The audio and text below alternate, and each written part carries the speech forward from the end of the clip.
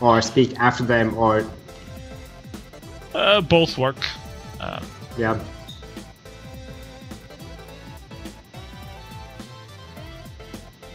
There will be demos playing all the time, so unless we pause it specifically. Okay, yeah, I get it. You'll have to speak on top of them eventually. But I mean, if you have something important to say, we can also pause it so the sound is not distracting. Right. That's always a possibility.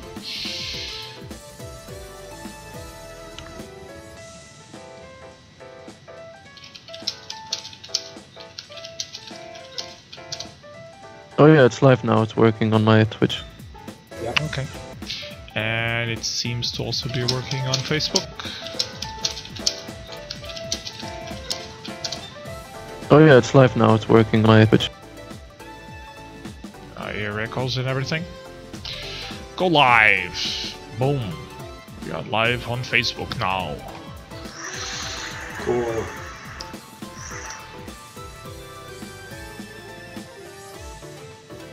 Okay, now I only have to spam that it has started. Good idea. Be working.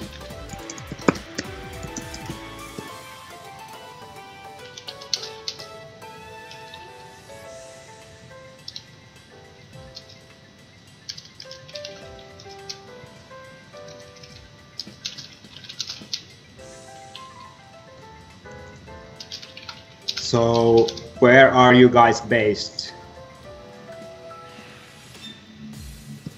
I'm from Germany. Poland, Germany? Yeah. I'm in Helsinki. Felipe is in Porto, Lisbon. Almada, just the south side of the river of Lisbon. How's the Well, weather, Flash guys? Lamer Because and Metal it's Voids. terrible here. It's like 35 today. That's good.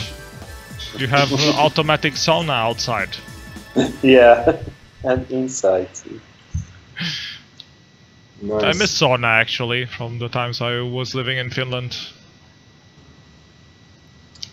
Yeah, you should totally build one. Yeah. I don't know where, but I would really like to have one. Yeah, you can actually build them on terraces, rooftops, gardens, if you have any of those. Unfortunately, I don't. My little room is too small here. I could replace the bed with a sauna, but then I could just sleep on the on the floor, I guess. In the sauna, that makes perfect Or sense. that.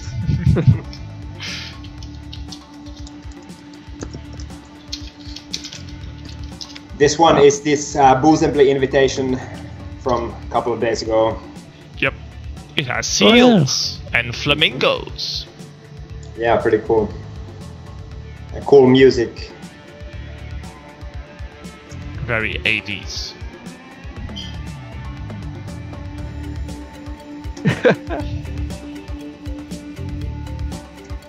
Yeah, Boozembly is this weekend. Starts tomorrow, actually. Okay. So you're still in time to catch your plane to Yep. to Helsinki. I don't think I'm and gonna make it in time. enjoy the flamingo or the flamingos. I will actually be there 10 a.m. tomorrow morning, so Okay, you're on the schedule and everything. I'm super hyped. Yeah. Very good. I just love this invitation. It's just Yeah, awesome.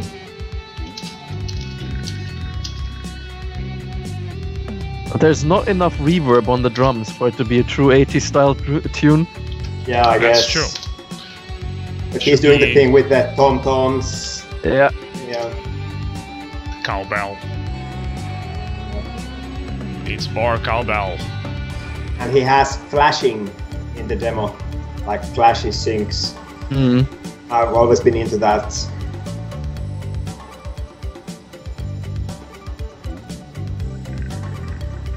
Isn't it parody of Andromeda Software Design's demo? What was the name of it? With the engine and the motorboat? Yeah, I know which one you're talking about, but I don't know the name of it. Looks like, you know, parody. Was it Rise? I don't know. No. Right? No. And I like this part because this actually looks very much like the actual Boozemblick cliffs. You really get the feeling of how it is. The lightning is perfect. The flamingos hanging around. Yeah. Spin? Could it be Spin? Yeah. No. Spin was with that song. Spin was 2011. Maybe Rupture? Yes, Rupture. That was the one.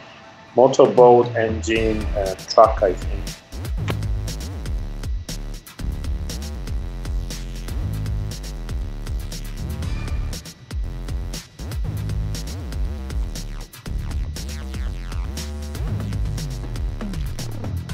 As you can see, Boozemblick is very heavily sponsored.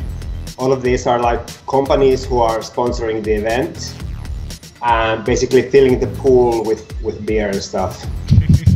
The idea. And all the beer disappears on the first day. Is that your biggest expense when hosting that party? Yes, it is. And nowadays it gets filled all the time, so it's like... That's why you needed more sponsors. Yeah, look at it. It has like 20 sponsors. It's insane. You can actually replace water with beer and then swim in it, right? Yeah, that would be more efficient. Yes, great idea. But maybe it's ice water to cool the beer, you know? Don't want to get rid of that.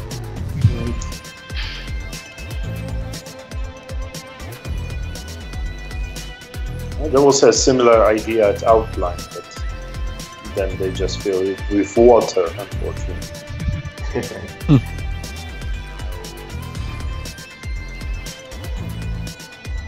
But there were no seals and flamingos.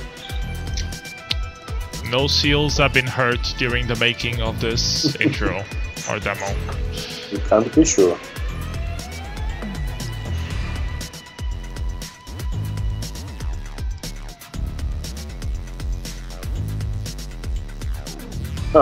There is no audio. Yeah, I know this message. Oh, God. OBS is terrible with sound management.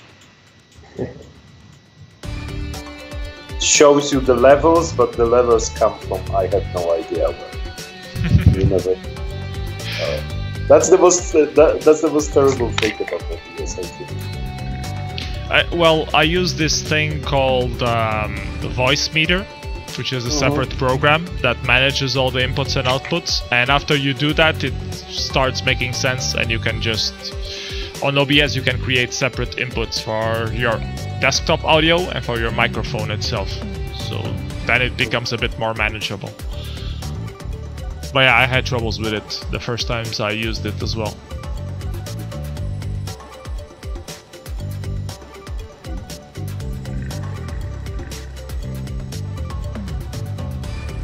Bit hypnotizing to watch this. Yeah. I heard there's a secret part with a music disc inside this demo. Really? Yeah. Oh, have to check it out. I haven't found it. I just saw a link to a reference of that. This demo has a Mac OS X version, so I was actually able to watch it on my computer the other day. Do you only Very have a Mac? about that. I actually do have a couple of PCs here at the office, so that's a lame excuse actually, but I'm still happy to watch it on my Mac.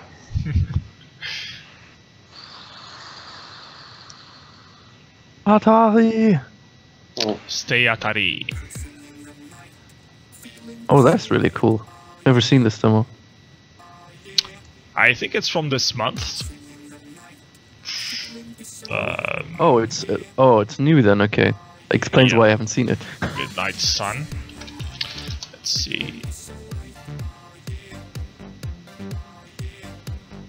I'm a sucker for like waveform effects like that. I really love this kind of thing.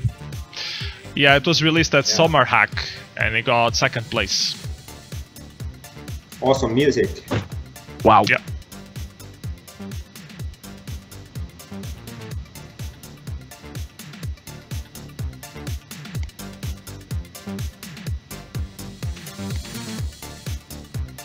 And it has cubes! What more could you ask for? More and more.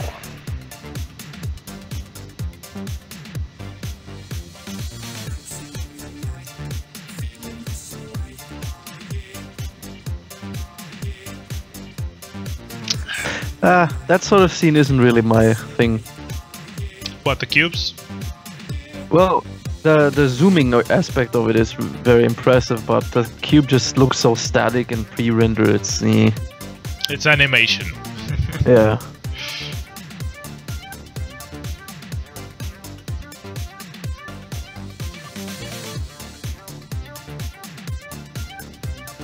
Classic raster effects.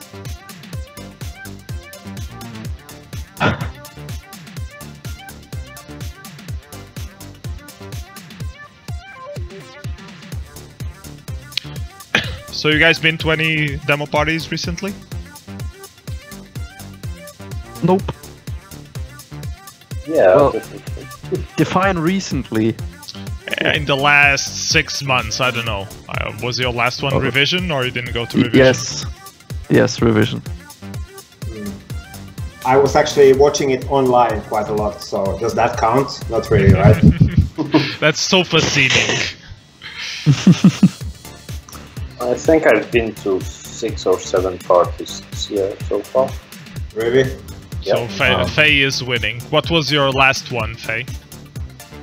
Trying to remember, the last one was, maybe it was D-Crunch in Wrocław. Was there anything later? Oh yes, Silesia party, C64 Oh, party. Silesia, yeah. Yep. How was that? Was it any good? Well, for the Polish C64 scene, which is quite hermetic and small, it was a good party because 2 demos were released. Oh. Something we haven't seen for years, actually. Full demos, yeah. How many people were there? I think about 80. That's pretty good. Well, the previous one was 120, I think, so... But it was, they had a break. 5 years, 4 years, something like that, and they made it again, and they want to do it next year, so we'll see. But 2 major Polish groups released demos, Summer and Rise, and the demos were in the making for years. So, and they are actually good. Maybe not X level, I would say, but quite good. Good effects and so on. Level of X is just insane.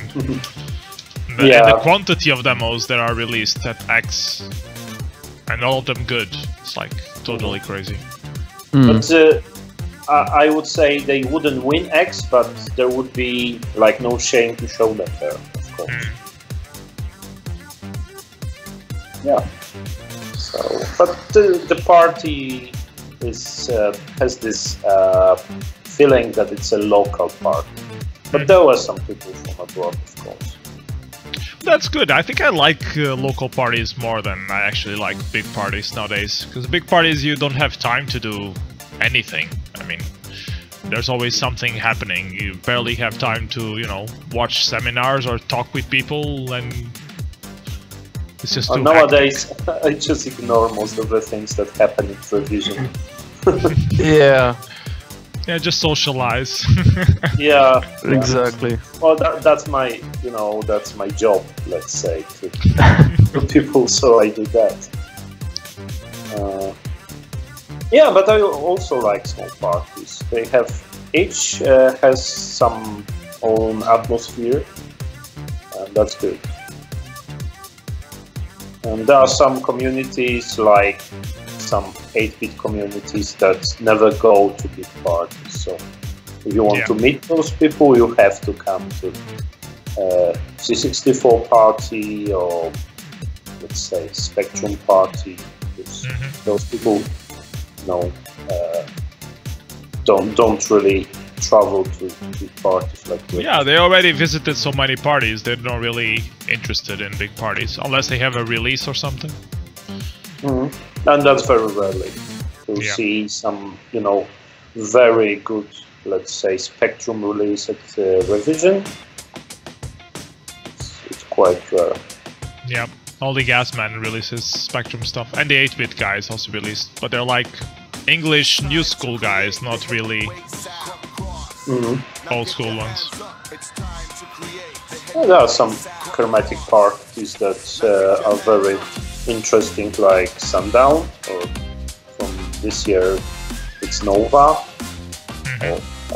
Well, Forever is maybe it's not chromatic, but it's also has this quality of being. It's not a very small party, but it have this feeling. Yeah.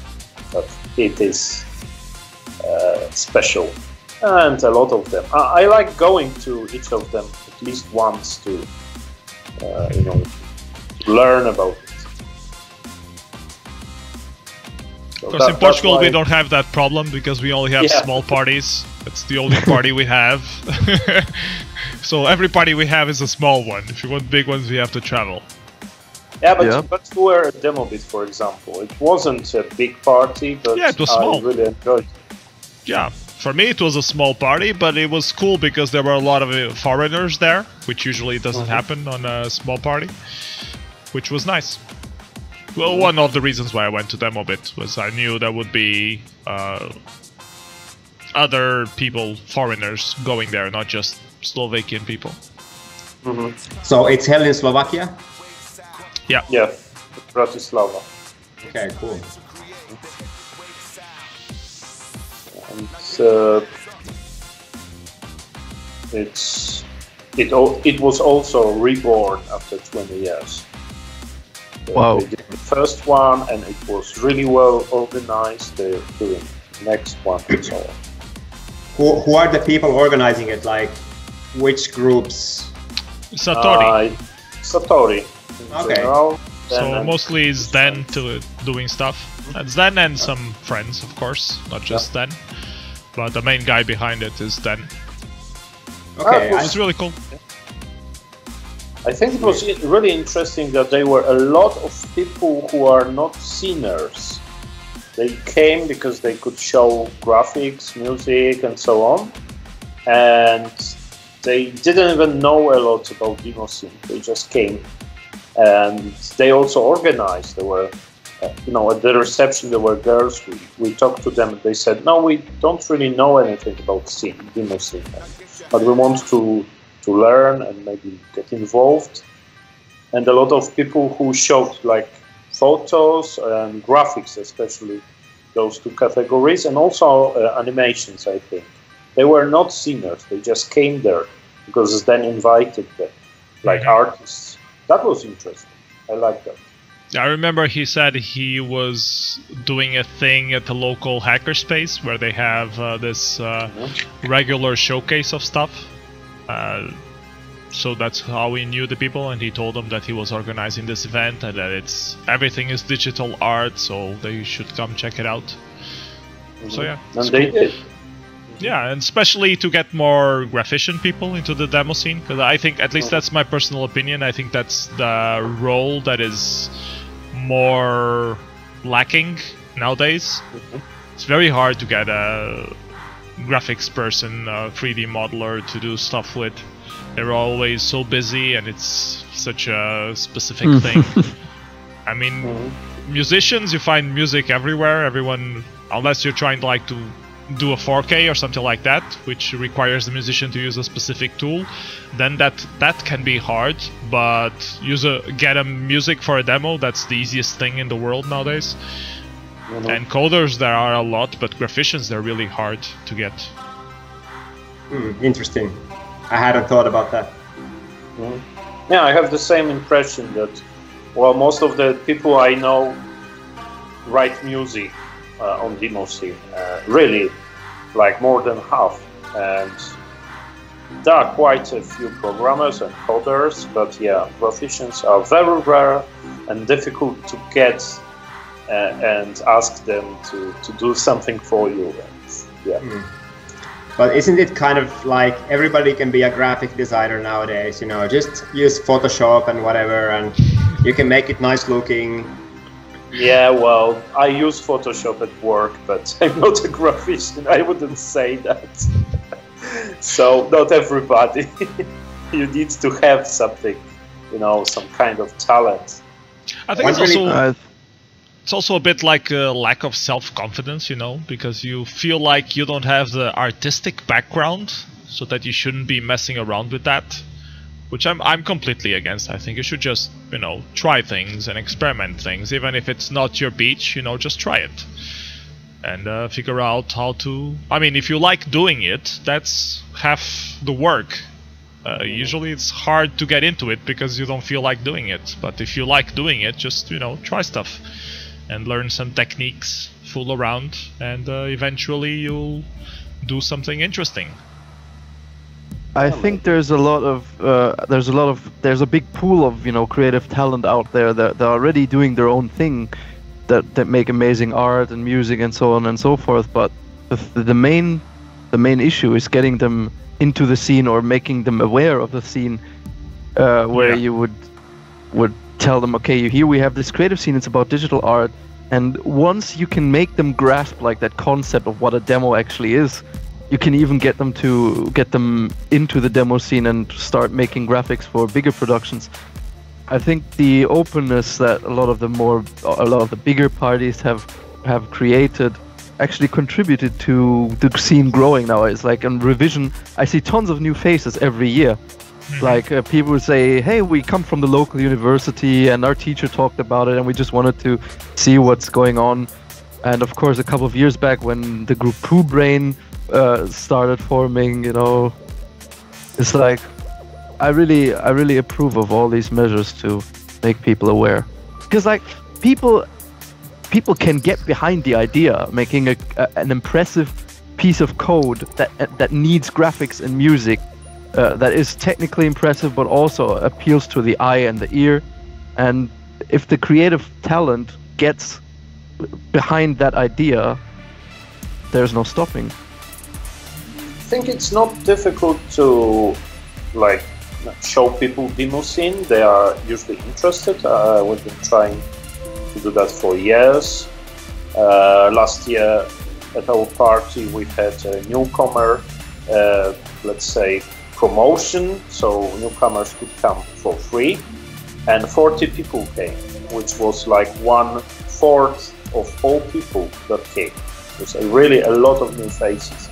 And what we're going to see in a month's time, if those people come back. If they just came because it was free, they could come and you know, watch a concert and have some fun. I wonder how many of them show again when they have to, like, you know, pay the entrance. So we'll see about that. But I've been really trying with, well, a few people I know. We've been going to like sci-fi conventions, to museums with shows, demo shows, a lot of stuff for really, I don't remember, 10 years.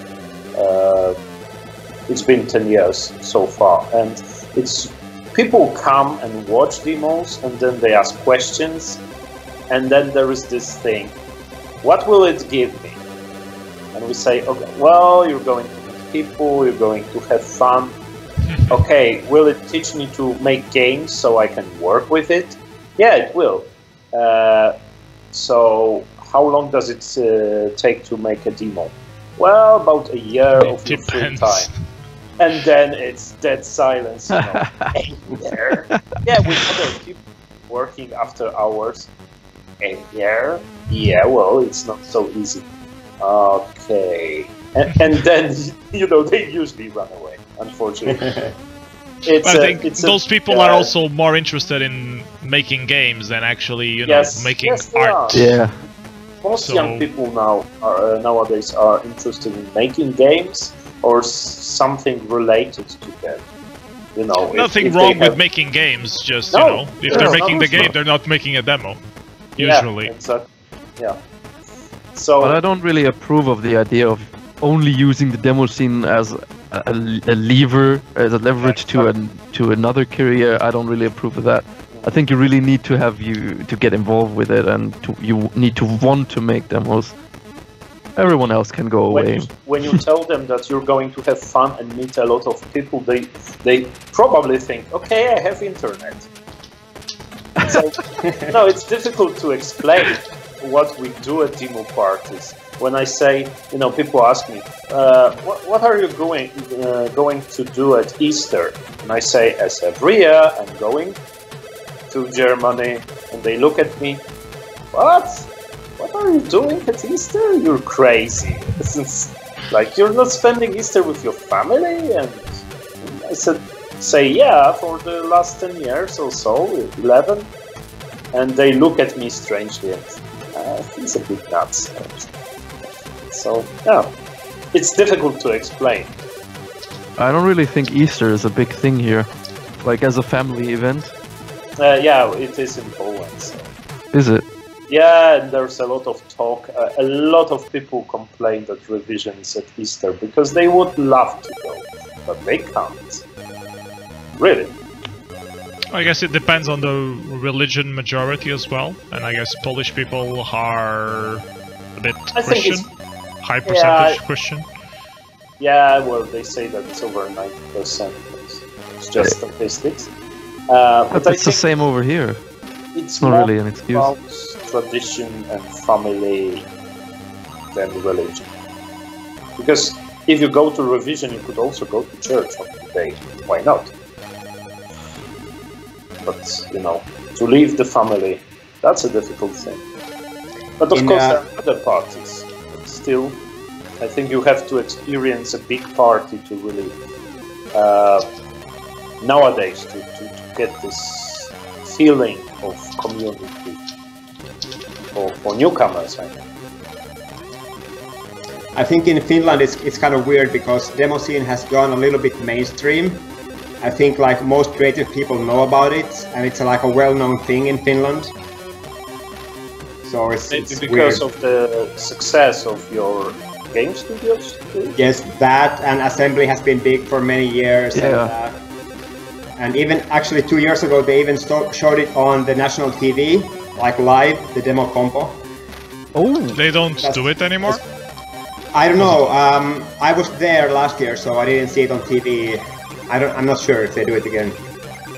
But it was pretty funny.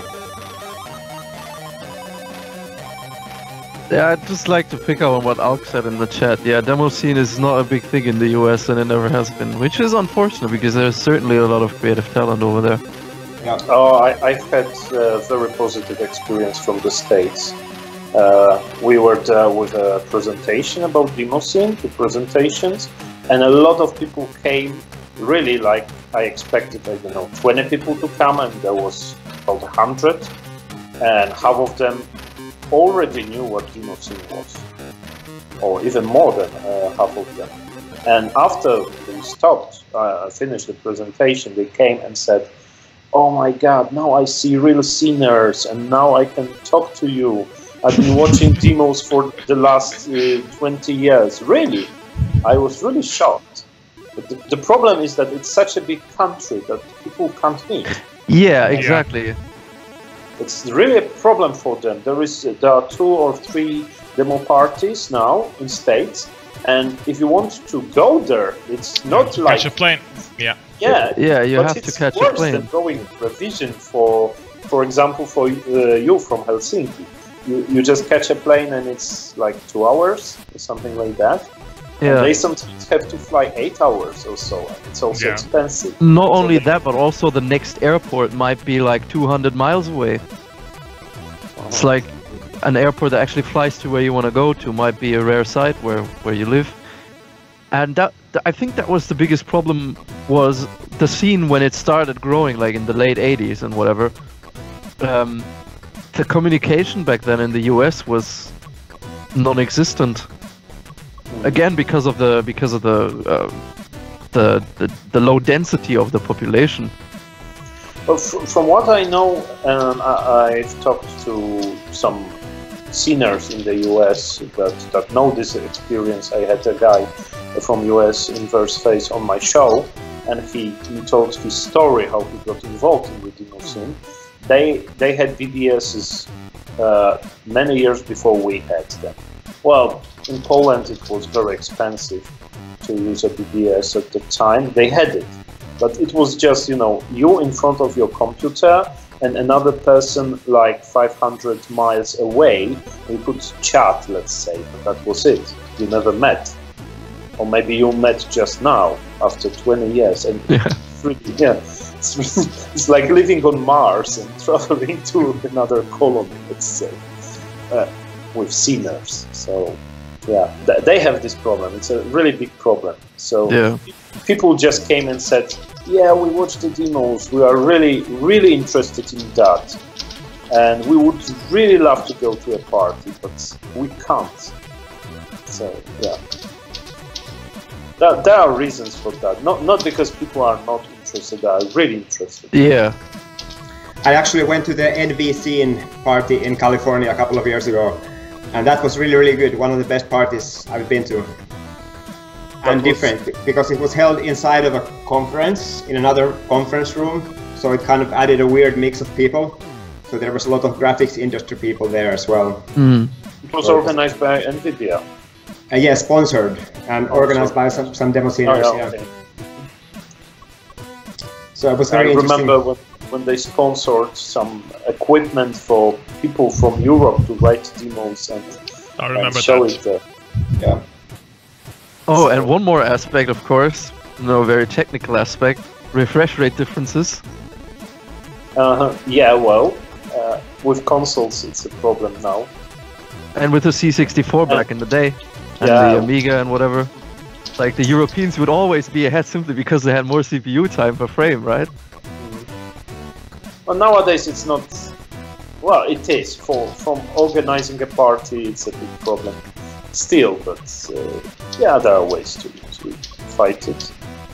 Anyway, I'm going back to States to with some presentations again, and we're going to cooperate with those people. And I've been really looking for people who want to help with that. Talking to people at parties here in Europe, and I don't have many. Well, let's say volunteers. So yeah, I know it's a long way, and it's difficult to let's say declare that you're going to help. But I'm still looking for people who would be interested. We want to make a party there, like us Europeans making a party for them, because we know how. That's an idea. Yeah, really. Yeah. And we will have most of the expenses covered, probably. So that's not a problem. That's pretty good. Mm-hmm. There are a lot of people, organizations in states that, want to invest in that. Maybe because retro is such a big thing now. So, Yeah. But also because you can get a lot of nice talent from the sceners. That's true. Even since the 90s, people have been going on to make successful game developers or other sort of developers came out of the demo scene. Mm-hmm. Yeah, they also need talents. Which city are you thinking about? To organize the party? Yeah. It will be Washington, D.C. There is a festival there that we went to, and we will again, and they want to organize a party as part of this festival.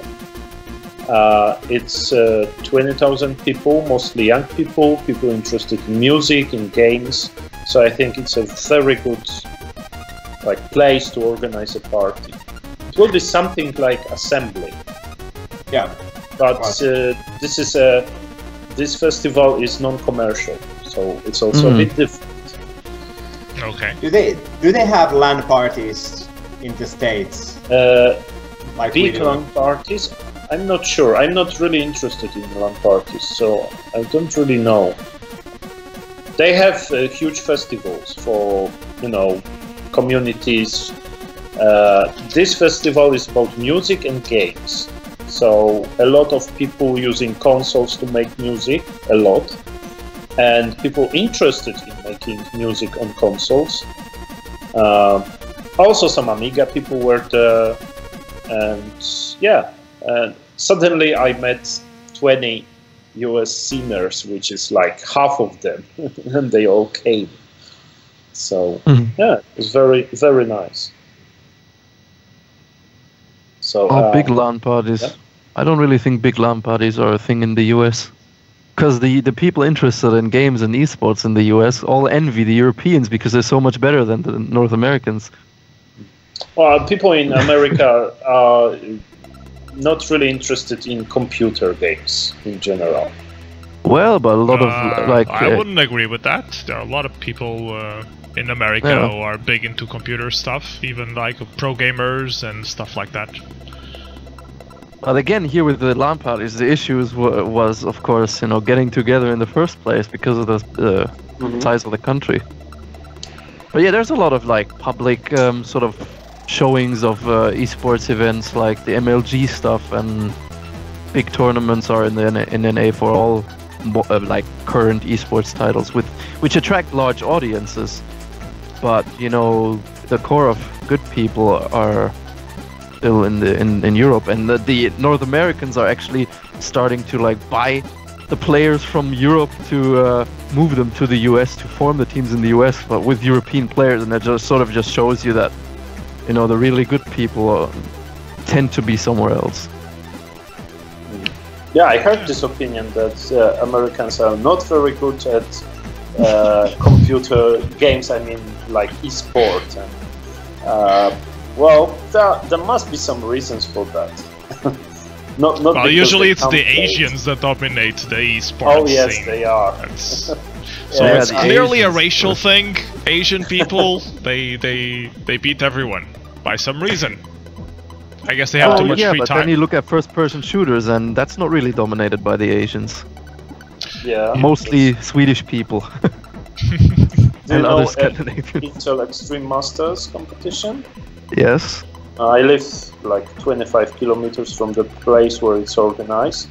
Actually, I organized the party in the same town. And I was once there at an event, like a pre-party or after-party, with my friend Voyager, who worked at the event. And there were like 12 people in the finals of some game, I don't remember, was it League of Legends or another game. 11 of them were Asian and one was Polish. And the Polish guy said, "Oh, fuck that, I'm quitting." Really, that happened. It's hilarious. Well, yeah, but League of Legends, that's a different story. That is dominated by Asians. I don't know if this title, because they play several. But yeah, a lot of Asian people were there.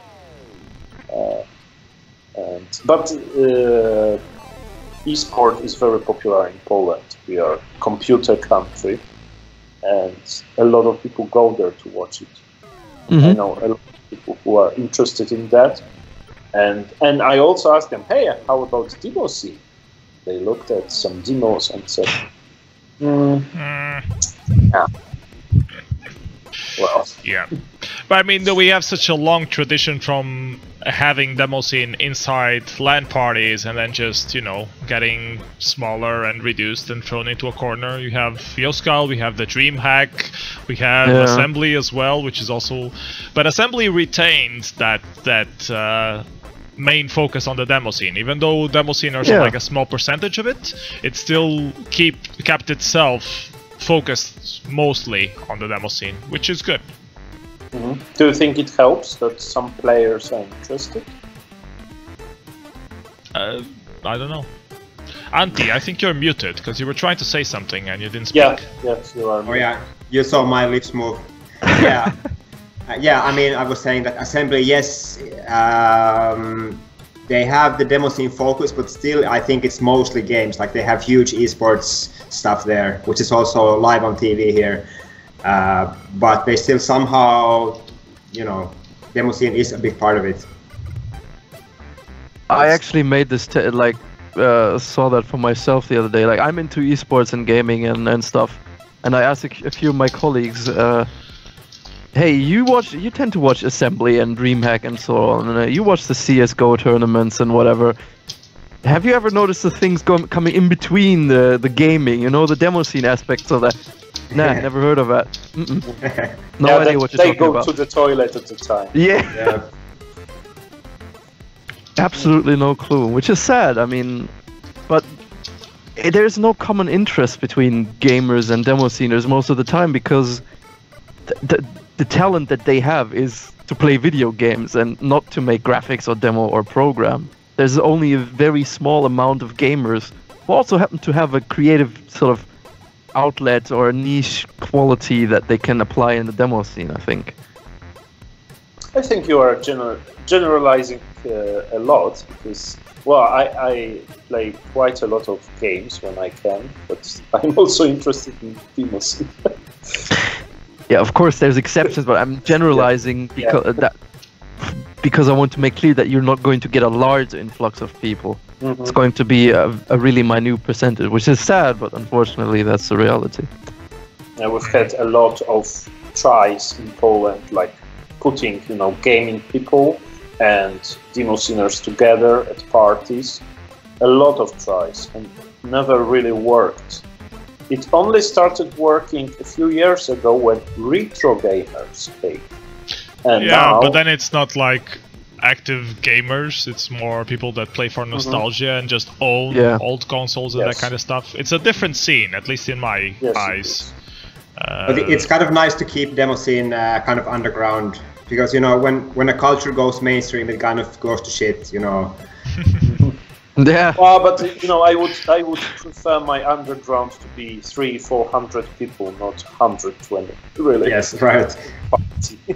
That would be outside nice. of fringe, yes. Yeah, that would be nice. Maybe not 1,000.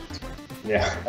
Maybe not 1,000, and we would have a problem. But 300-400, that would be great.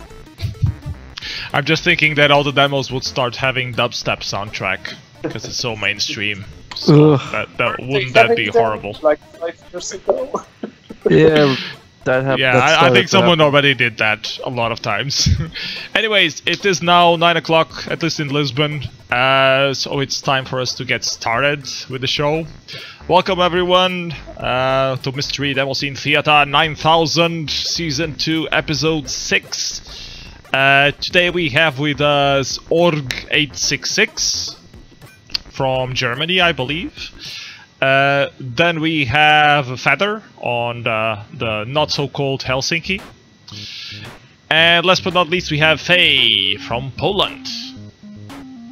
Hello. Hello. So, it's gonna be a great show. We're gonna talk some weird stuff, like we always do. We're gonna kick it off with org866. So how do you actually say your name? Ugh. And you just forget the numbers, or? Well, the number came from that was the amount of megahertz my computer had when I registered at a particular forum like 12 years ago. So you can leave it or put it, but I just kept it for fun. Update it, maybe. Yeah. Good idea. So Org, when did you first hear about the demo scene? Like, how old were you? What were you doing? Well, in '97, my dad gave me a C64. It was my first computer, and the games that we used to play, me and my brother, they had these intros at the start, and of course that sort of gets you thinking. And some of them were really good, like they had nice effects and they had plasmas and raster bars and rotating cubes and all that. And sometimes that was more exciting than the game you ended up playing, so go figure. And when we got internet, like I sort of started getting back into it and getting the C64 out of the basement and seeing those intros again, and, you know, checking what those actually are. And I noticed, okay, they evolved into the demo scene, and that was my first contact with that sort of area. Okay, so what demo did you see that really made you think, okay, this is really something that I want to get into? That's a difficult question because I don't really remember much from back then. But me having like an old PC at the time, I started downloading lots of PC demos, and then there was this demo that ran on DOS, and it was called Second Reality. Oh, I never heard that one before. Yeah, I guess know, we should right? play really it. Yeah, we should. And it completely blew my mind because I knew from the dates when it was released that computing wasn't that evolved back then, and I was just really impressed, and it sort of evolved from there. Something that is not possible on my machine. There are this demo made a lot of Demosceners. It's one of the most cited demos ever. Oh yeah. Everyone was like, oh, demo that really impressed you, Second Reality. Yep. Really a lot of people who are very impressed with Second Reality, and there have been a lot of different parts and versions and joke versions of this. There's the version for the Commodore 64, there's the version with ponies, there's a lamer demo version from some organizers from Germany. A lot of different versions. It's a really cool demo.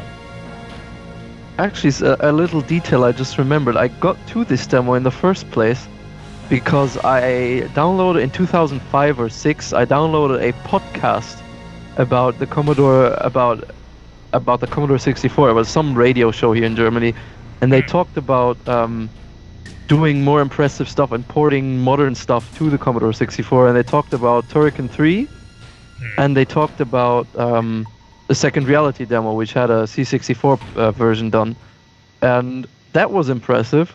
But then I started to research the original because I really liked the music. I wanted to know what the original sounded like. So that's how I got to that demo, and that's what left a big impression. For some reason, the C64 version didn't leave a big impression on me. That's strange, considering the capacities of the C64.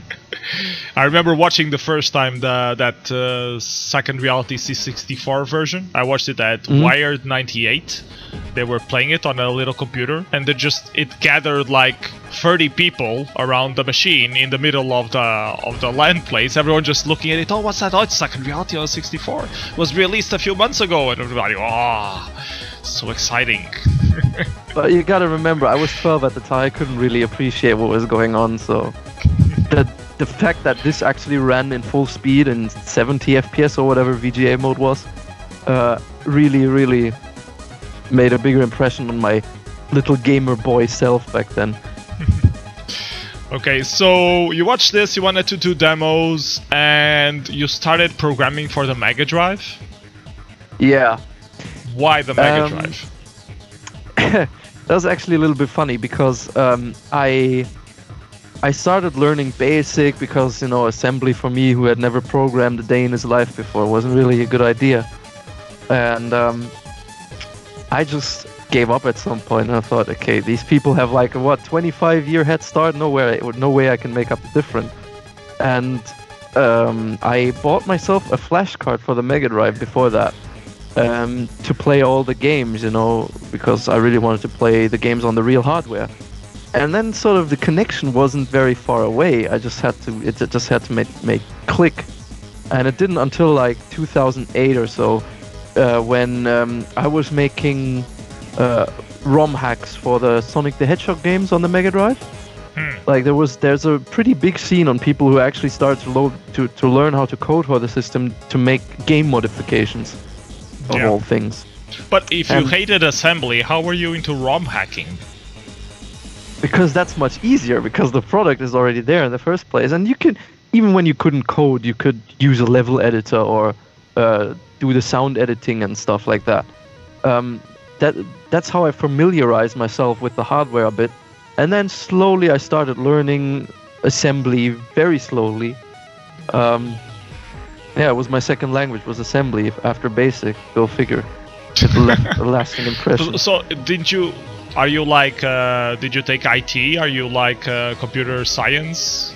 Do you know how to program stuff? Well, now I do, of course. No, I mean, beyond hobby for for the Demoscene stuff? Yeah, I'm studying computer science in university, and I took the IT courses in school and all that sort of things. In fact, that really got me started into programming, and it's probably the reason why I've enrolled in university in computer science and why I started caring about programming in the first place. Was that sort of motion from gaming to playing every game you wanted, to modifying the games, and then finally familiarizing and learning how to program for the system. Okay, so a very important question that I have for you. I had a Mega Drive when I was a kid. I know the Mega Drive is the best 16-bit platform ever. But the SNES has better RPGs, so why aren't there any good RPGs for the Mega Drive? I know you're gonna say Phantasy Star, but Phantasy Star is not that good. So what's up with that? I mean, where the hell are all the RPGs? I gotta tell you something, RPG is probably my most hated game genre, so I never investigated, I'm sorry. But I know SNES has a lot of good games, but if you look at who made the RPGs, a lot of them come from, what, 2, maybe 3 different companies, like Square Enix. Yeah, most of it is Square Enix, yeah. Yeah, and I couldn't even name you a second one, to be honest. Yeah, I guess it's just a choice that the developers of those RPGs made in the first place. I was just mentioning it because my main knowledge of ROM hacking is to translate RPGs into English versions that don't really exist. So that's my main focus on ROM hacking. But I know there are a lot of people who use ROM hacking as a creative expression as well, you know, change sprites to glitch versions of games and that kind of stuff. So were you heavy into that, or you... I mean, you talked a little about that, but how heavy were you into doing those kind of things? Well, my first niche was music. I really enjoyed working with the FM synthesizer of the Mega Drive. So I started doing, like, converting chiptunes into versions on the Mega Drive. And in fact, chiptunes of people that I really envied back then because they made such cool tunes and that I'm working with now. So it kind of became a full circle, like strobe stuff, and now I'm embarrassing myself because I couldn't remember the name of the second guy. Oh, Sarah, of course, Sierra. Yeah, that's one aspect, and I was never really a big graphician. I couldn't draw anything. I could maybe draw like a stick figure and it would still look very bad. So I was like, okay, nah, I'm not gonna do that. So I started learning how to code because music was one of the bigger fields in the ROM hacking days. Like a lot of people spent a lot of time making more sophisticated tools and really started making their own tunes. And I got into composing music that way, but I saw that, okay, people already have a head start again, and I'm not really that patient. So I just decided to go with the coding aspect. Okay, so next we're gonna play your first demo. I think it's your first demo, please correct me if I'm wrong. It's called Mudem's First by MDEM, apparently. Not the first, but the first one that is actually not bad. Like, okay, so what can you tell us about this demo? Okay, so this is a very special demo to me because in one of the ROM hacking RC channels, I met a guy named George, who I made this demo with, while talking about a PC game called Age of Empires. I'm sure many of you will know. And on a completely unrelated subject, and he told me that he was writing homebrew and he's experimenting with sprite rotations and stuff like that. I'm like, it's Demoscene stuff, come on! Let's do something, because I was into that, and you're into that too. You didn't even tell me. Oh yeah, now you know. Okay, let's make something. And he's from Portugal, like you are. And does he actually live in Portugal? Not anymore. Okay. The story gets better. I didn't know that this guy was Portuguese. I knew there was a guy called Jorge, and I thought it was like a German name or an immigrant or son of an immigrant. I didn't know he was Portuguese, so this is very interesting. Please go on.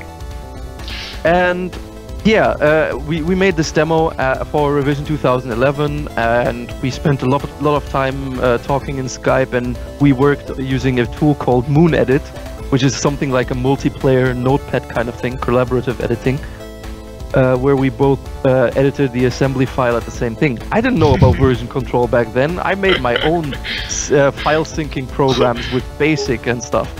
Who needs version control? I mean, you can edit the same file at the same time. That's all you need. Yeah.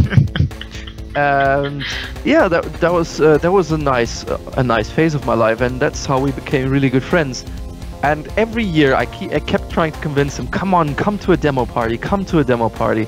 Nah, I don't have money, I need to finish my degree in university, I'm too busy, sorry, no. And then in 2015 I finally managed to convince him, because he's just finished his degree and he had his first job and he had a bit of money left and he had a bit of time left. So yeah, he came over to Germany and he kept telling me how much he hated his country. Sorry. That's fine. How much he hated his country, and he's got a master's degree in engineering and he's making really not much money at all for what he was doing, and he doesn't enjoy being there anymore. And I said, okay, I have an idea. Move to Germany. Yeah, we were at revision already, and I told him, you know, this thing there, this coming up, the job forum, maybe. And he looked at that, and then Viprinet comes on, and Scamp talks about how they really need a hardware engineer. So I told him to go talk to them, and well, what can I say? He's been living here for 2 years, working for Viprinet, and having a really good time being at a lot of demo parties. And, I didn't know he was working for Viprinet. That's awesome. You keep learning new Portuguese demo sceners. I didn't know we had another Portuguese demo scener. Now you know. So this is great. Yeah, one more. And he was even at revision. I don't know. Yes. I haven't been to revision yet because I suck.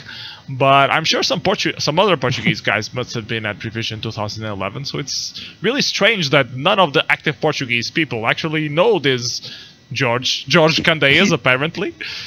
He's a very quiet guy. He doesn't really expose himself too much. Like.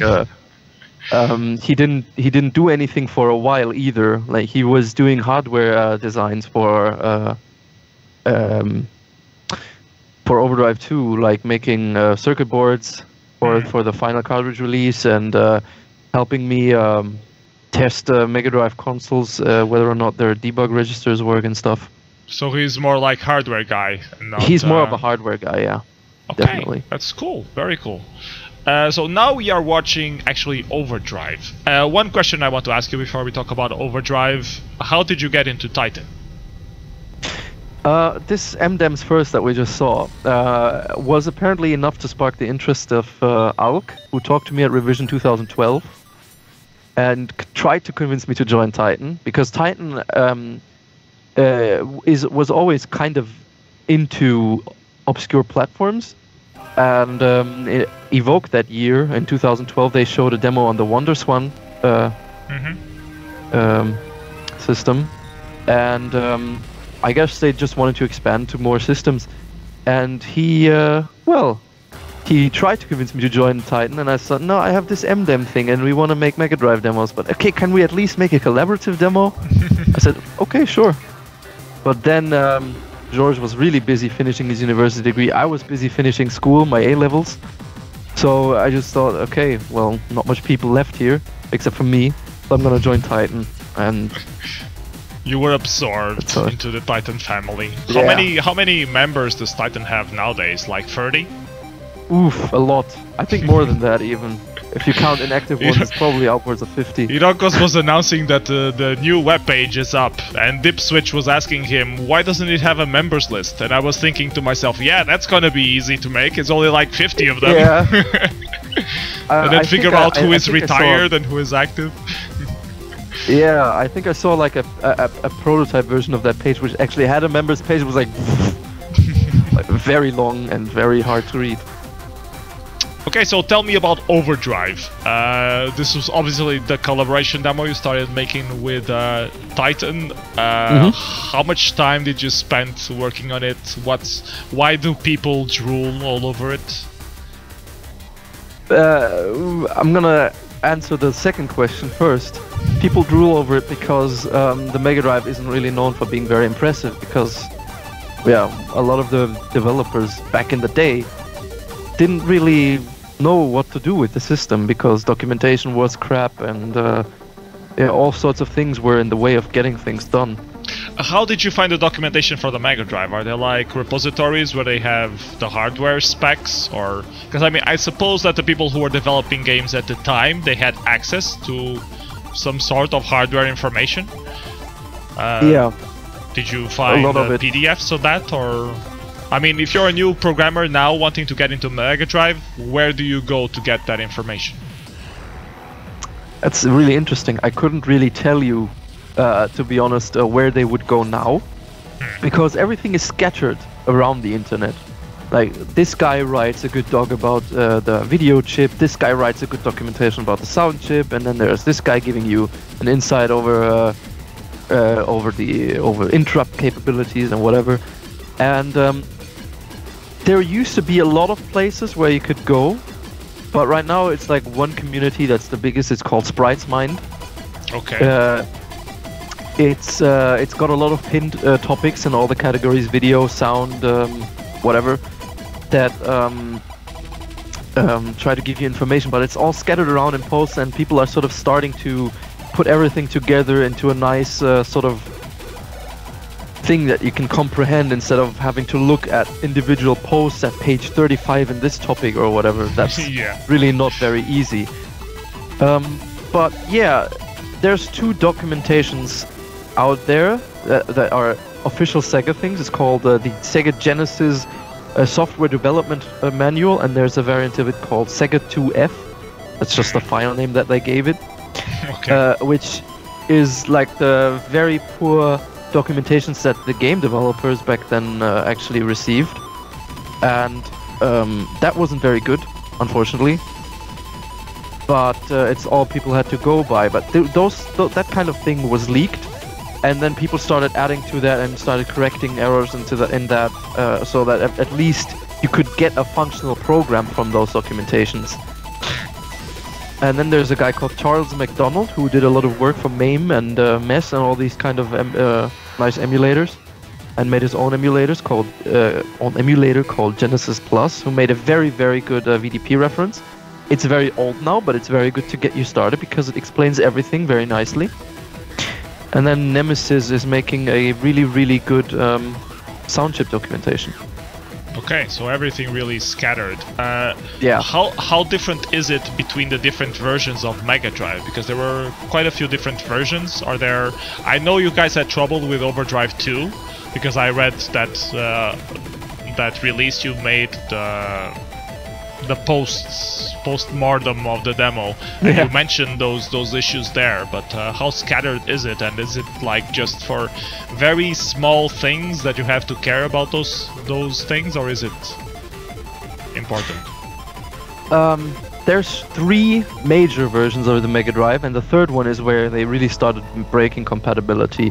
The first 2, like the Mega Drive 1 and 2, account for, 95% of all Mega Drives, and they're roughly 99.9% compatible, except for a few very tiny things that you wouldn't notice in most developments, except if you really try to exploit the hardware and abuse it.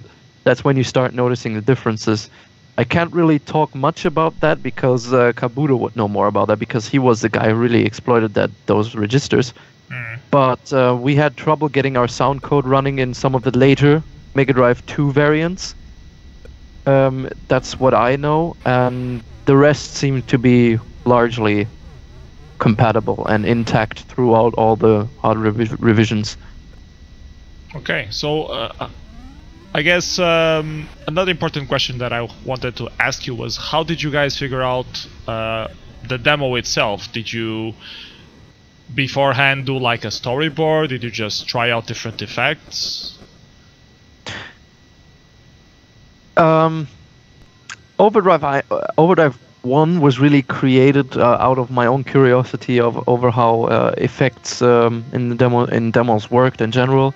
I read a lot of Amiga people's comments about demo effects and looked at a bunch of source code, and I tried to adapt that to Mega Drive. I made most of the original prototypes for the effects you saw in Overdrive 1 in the first place. They weren't very pretty, but they certainly helped me get a grasp of how the effects work. Like I made twisters and plasmas and whatever, trying to get to grips with the system a lot more and with the demo scene. And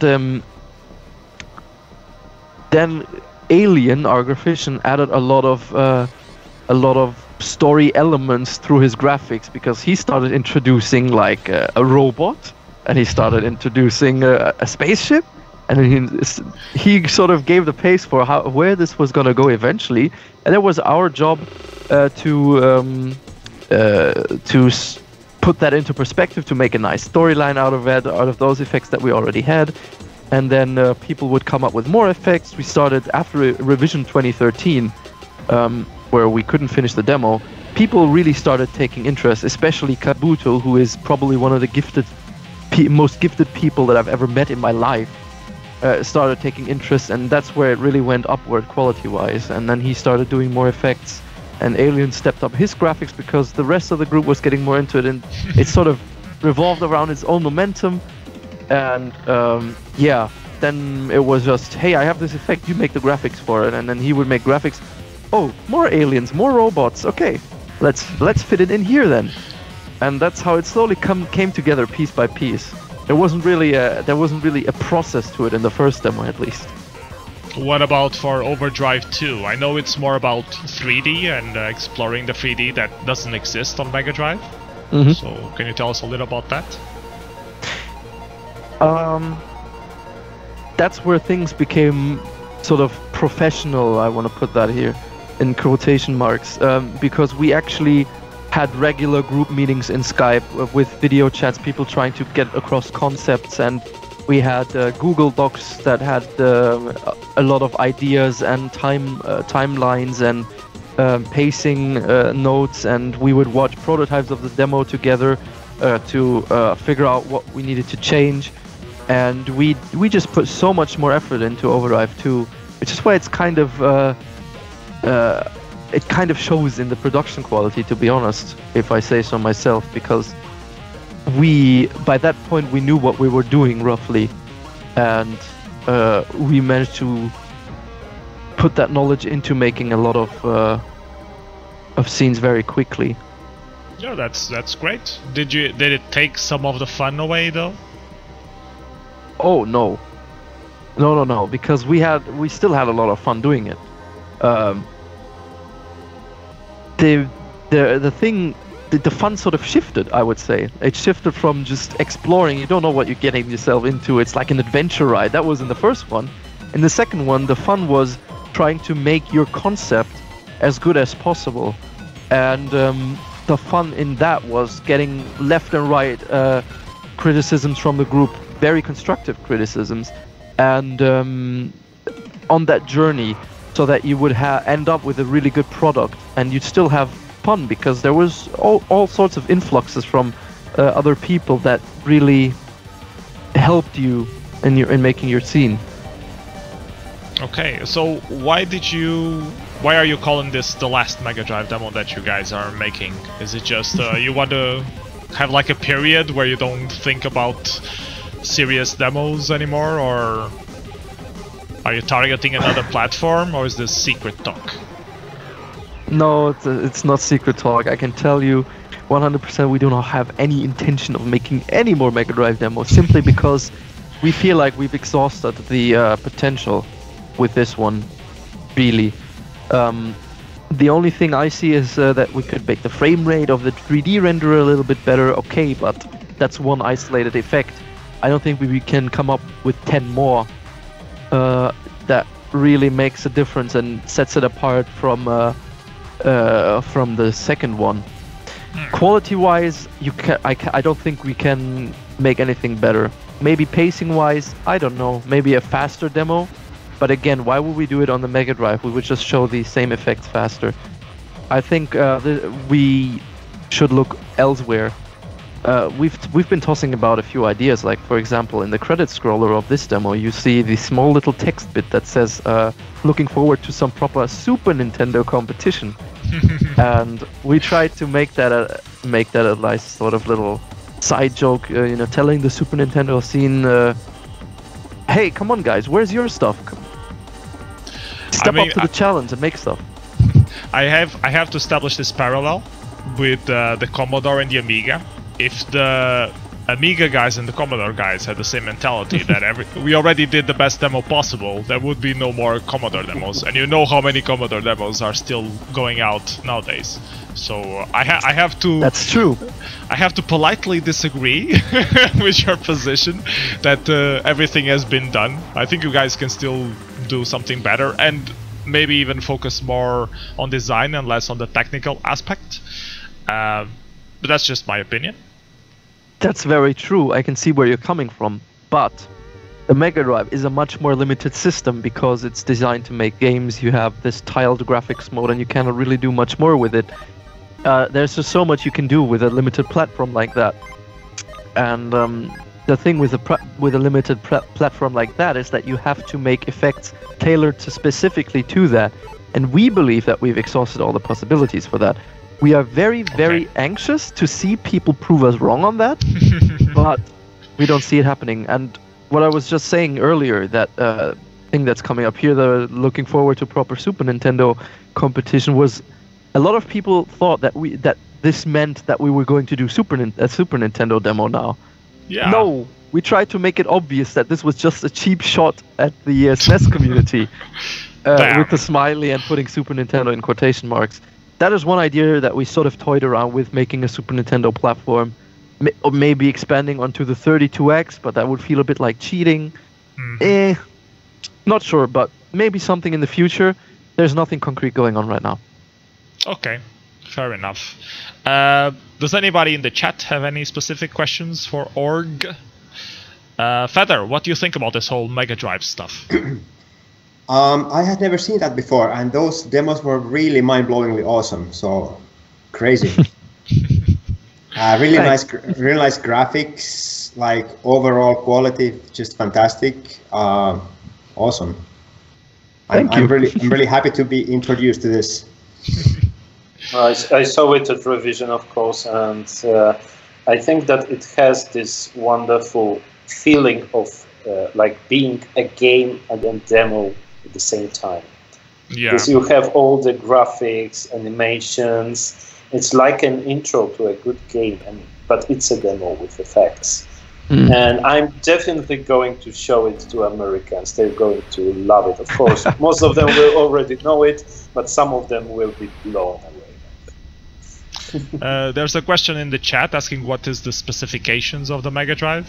Or do you know them offhand? Yes, you have a Motorola 68K CPU, like in the Amiga and the Atari ST. And you also have a Z80 CPU, which is where you normally do all your sound code for. Don't get me wrong, it's nice to have two CPUs, but processing power isn't everything, let me tell you.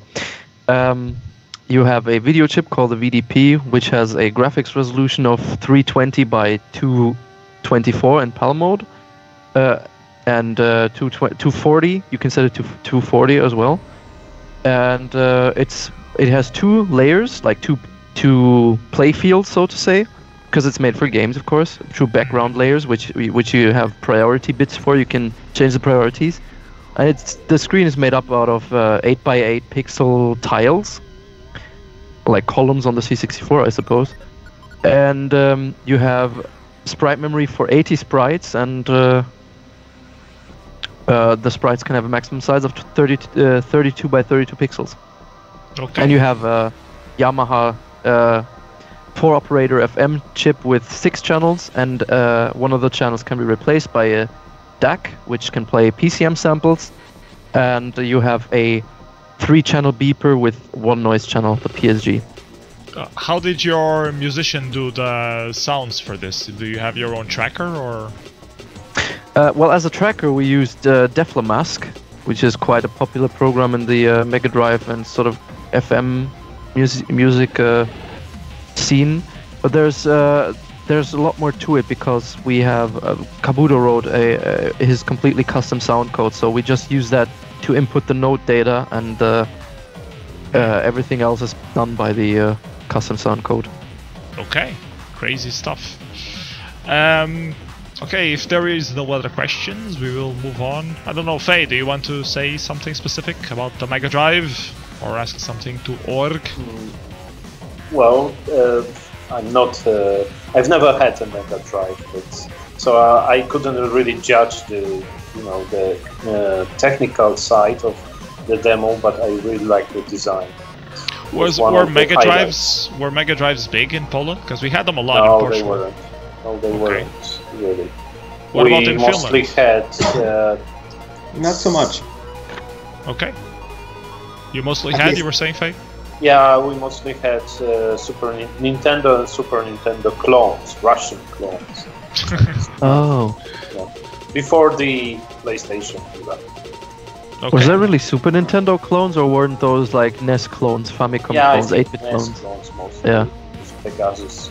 That seemed to be very big in the Eastern European sort of area. I was an Amiga guy back then, so consoles weren't really interesting for me. And later PlayStation 2. That got me interested in consoles. This was a nice system, yeah. Okay, so maybe that is a possibility for a next platform, PlayStation. Yeah. Well, there already have been some PlayStation demos, so you're a bit behind. But you know, I heard some talk about PS2 demo from Poland, but I can't say. Okay. I don't confirm nor deny the rumors. Okay, so let's move on to our next guests. So, Feather, hello, fellow group mate. How are you doing? Hello, hello. I'm very good, thank you. How did you get into the demo scene? Well, I'm actually from a suburb of Helsinki called Kerava, and the Assembly 93 demo party was actually held in my town, and that's the party where they had Second Reality for the first time. So it was actually shown for the first time in the school that was going to be my high school. And I was, in 93, I was 14, so I didn't go to Assembly, so I didn't see it live. But then I guess after that party, the kids in my town started kind of copying that who had PCs. So I think I must have seen it in sometimes early 94, and I remember seeing it on my friend's 386 computer, and was just like, whoa. I think I had a PC and was playing some games, and that was really something like, I don't know, I just got obsessed by it. I must have watched it like 100 times. And then we started downloading demos. I think this was also a time when we started first getting online for the first time, like through BBSs, and IRC was starting to happen. So we kind of found more demos and were getting into it. And yeah. Okay, I'm gonna play one of the favorites that you mentioned before. It's called Lifeforms by Alcyon. Uh-huh. So why do you like this demo? Well, so the first demo party I wanted to go to was the Party 4 in Denmark, which was Christmas 94, but I was too young, my mom wouldn't let me go there.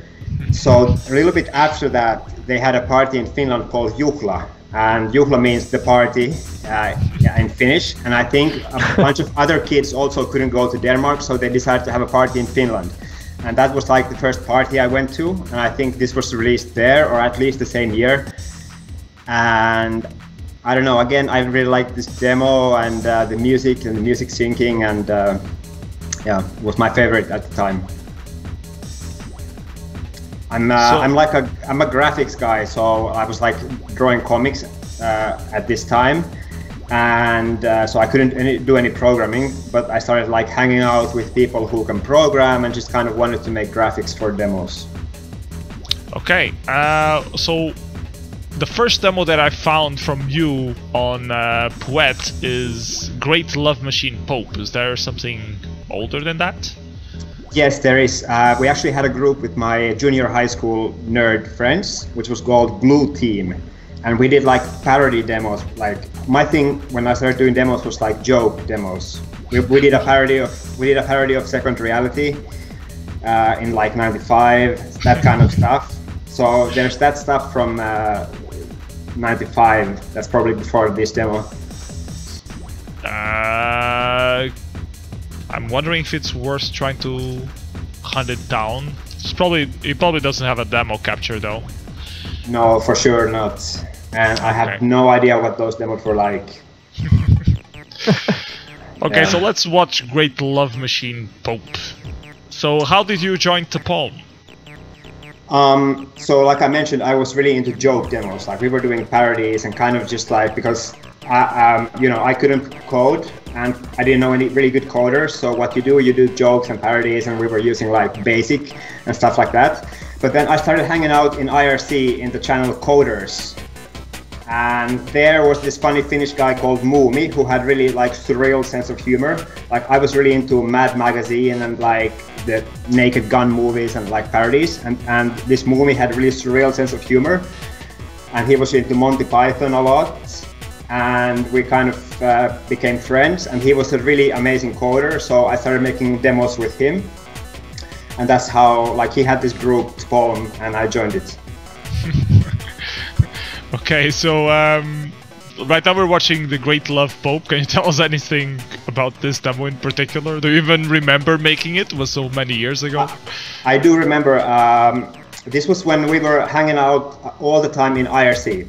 And there was a couple of channels, like Demoscene channels in IRC, and I was starting to make really good friends in IRC, and we started making like demos through IRC with people from Sweden, Norway, from other countries. And this was one of those demos I think we made with some Swedish people, Finnish people, just guys passing files through IRC at the time. Okay. Next up, lined up, we have Hypnoman 2, which is an even better demo. I love Hypnoman 2, first because it's a sequel, which is always important. I love the star field where the stars go the wrong way. They go two ways, I think. Yeah. Yeah, like I said, like we were kind of doing joke and parody demos, and these are all just kind of meant to be funny. And we were like 16, 17, and we were into weird humor, so that's why this demo is like this. And I think this one has some funny features, like it should open the CD-ROM drive of your tower in sync with the music. And it has a part where it's playing the BC beeper in the soundtrack. So the soundtrack switches to BC beeper and goes back to the drum and bass. That kind of funny stuff. So we were just into like these funny jokes. That was the whole point. And then nowadays, with DOSBox, you don't get those details from the thing. Yeah. And Except if you mount your real drive, of course. And this was done with Croker, Jaska. And I remember like at his house in the summer, I think probably before assembly or something. Just, I think, probably 17 years old. So Croker became famous when he invented Angry Birds. The design behind Angry Birds was by Croker, Jaska. Oh, you had the beeper. Yeah. So, Feather, you're in a pretty known startup nowadays, also known called Visor. Can you tell us a little more about the job that you do there? Well, basically it's very Demoscene related. A lot of people in the company are Demoscene background, and we're doing like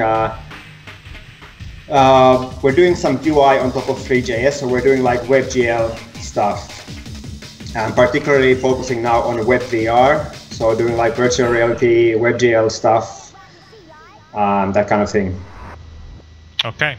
There was this demo that you made using that engine, and it's called Inedible Candy. I'm gonna try to play it. This is actually WebGL, and this was made with an editor, and this is like the first demo you actually programmed yourself. Yes, so I always wanted to like do my own demos, I guess, but like I never could really have an editor for it, so I always had to work with people, and of course that was great too. But like this one, we actually built an editor that we're still building, and it was the first time I could really use it to make a demo. And yeah, it's fun. This is already kind of old, isn't it? It's like 4 years old, 5. Yeah. Yeah. And you also make music, is that... That's true, yes. So you do a little bit of everything. But you're mostly known for doing graphics and those digital... I remember when you were living in Barcelona, you used to do those poster-sized Photoshop stuff. Yes. Do you still sell prints of that? Not a lot. Sometimes somebody asks. I haven't really focused on that stuff for a long time now.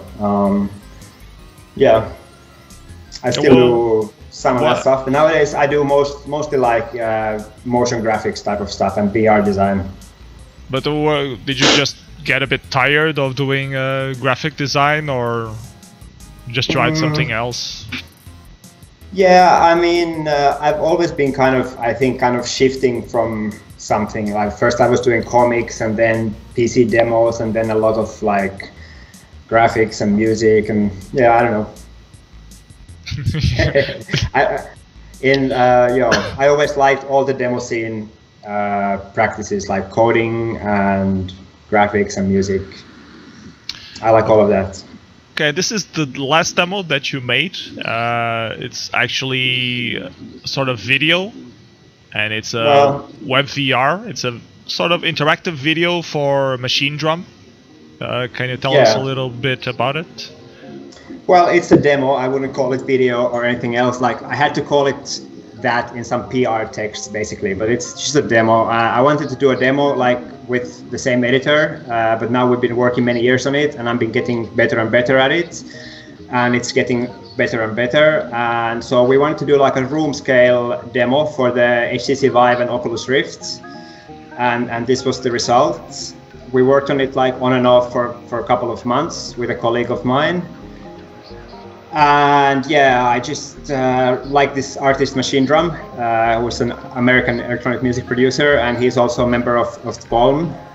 So we did this demo to one of his tracks, just for fun. And this is completely web VR, like it runs in Chrome with HTC Vive. Yeah, and it's really like visually designed mainly for VR, and that's kind of why everything kind of moves so slowly. And you can actually like pan with your screen. Now this is just looking straight forward, but you can actually kind of full look around and like it's room scale. It's not like 360 video or something. So it's like real-time graphic stuff. But it kind of works on screen as well. But it's really like we were trying to see how you would do like a room scale VR thing. Like how do you make the sense of depth and kind of different layers of depth in the 3D space and that kind of thing. Something very important in VR is that you need to create a whole environment around you. So how do you give visual cues for people to, you know, look where you want them to look?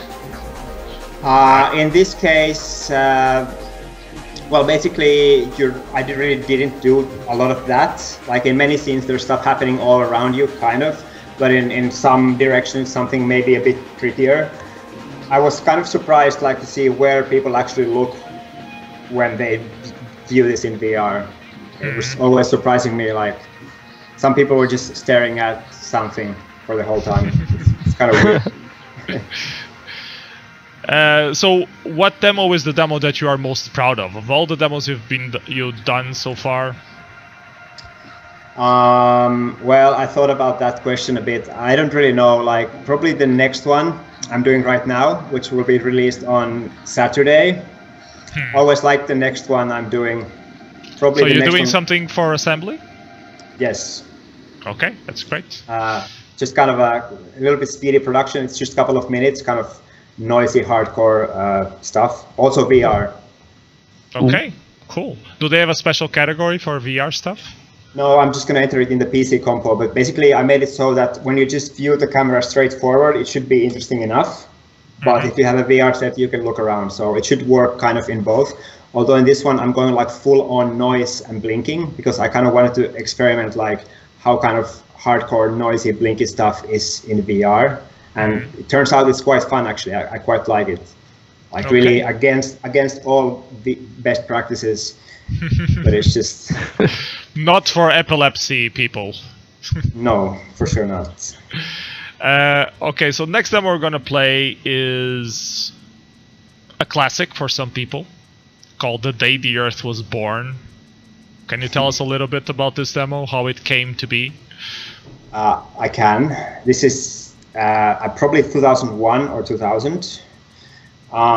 This is actually done in one setting, in about 30 hours non-stop production, done one night before a party in Sweden. Like we did this in Helsinki, then took the boat to Sweden for the party and released it.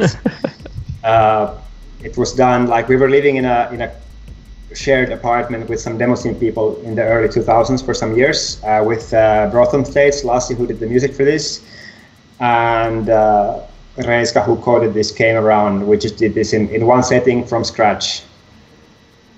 And yeah, it's just kind of improvised production.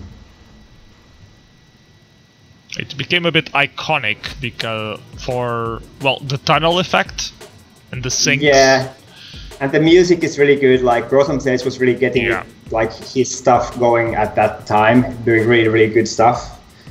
And he's actually responsible for some of the cool stuff in this demo, like some of the nice syncs in the tunnel and stuff. He kind of designed those, and I think he coded the last effect even. And yeah, this was when we were starting really to get into the electronic music scene around those years. And we did this whole series of live stream shows called Lazy Sunday Radio. Where Lassi also did a few sets, I also did some sets, even you did a few sets, and you also did design on those pages quite a few times. Yes. And we were really cool. And we were starting to get into like VJing at that time too, so we didn't release a lot of demos after this, but we were actually working on VJ software, and that's kind of where this project we're doing now kind of evolved over the years, decades.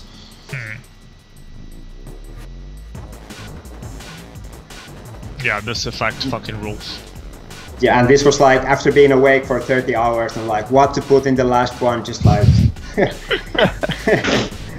what you are seeing with your eyes after 30 hours, right?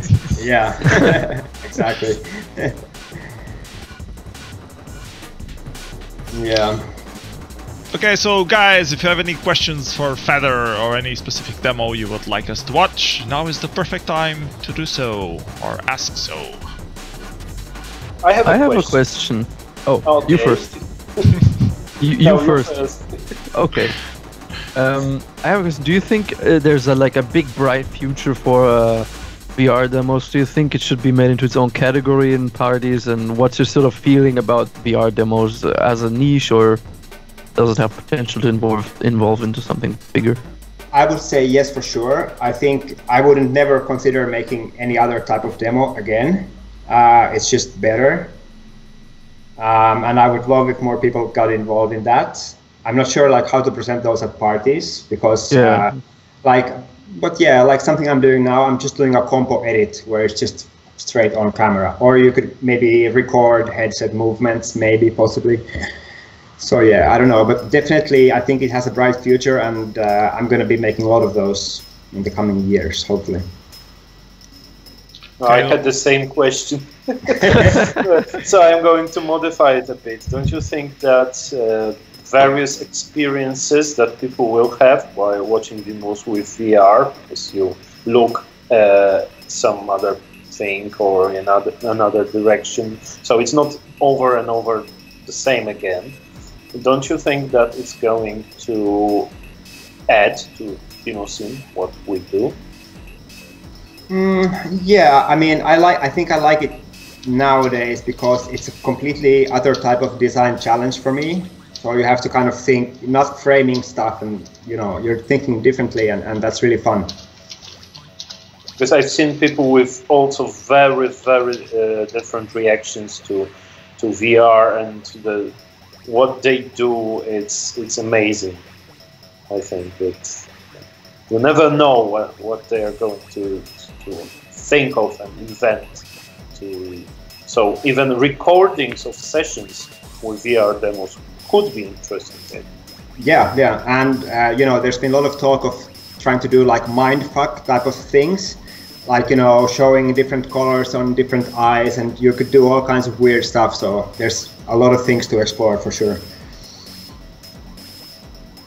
Maybe you could do like a sort of compo addendum thing at parties where you would offer, where you would have like a booth or two somewhere in the party hall, and you would offer to people to watch it on a real VR set after the compo before they vote.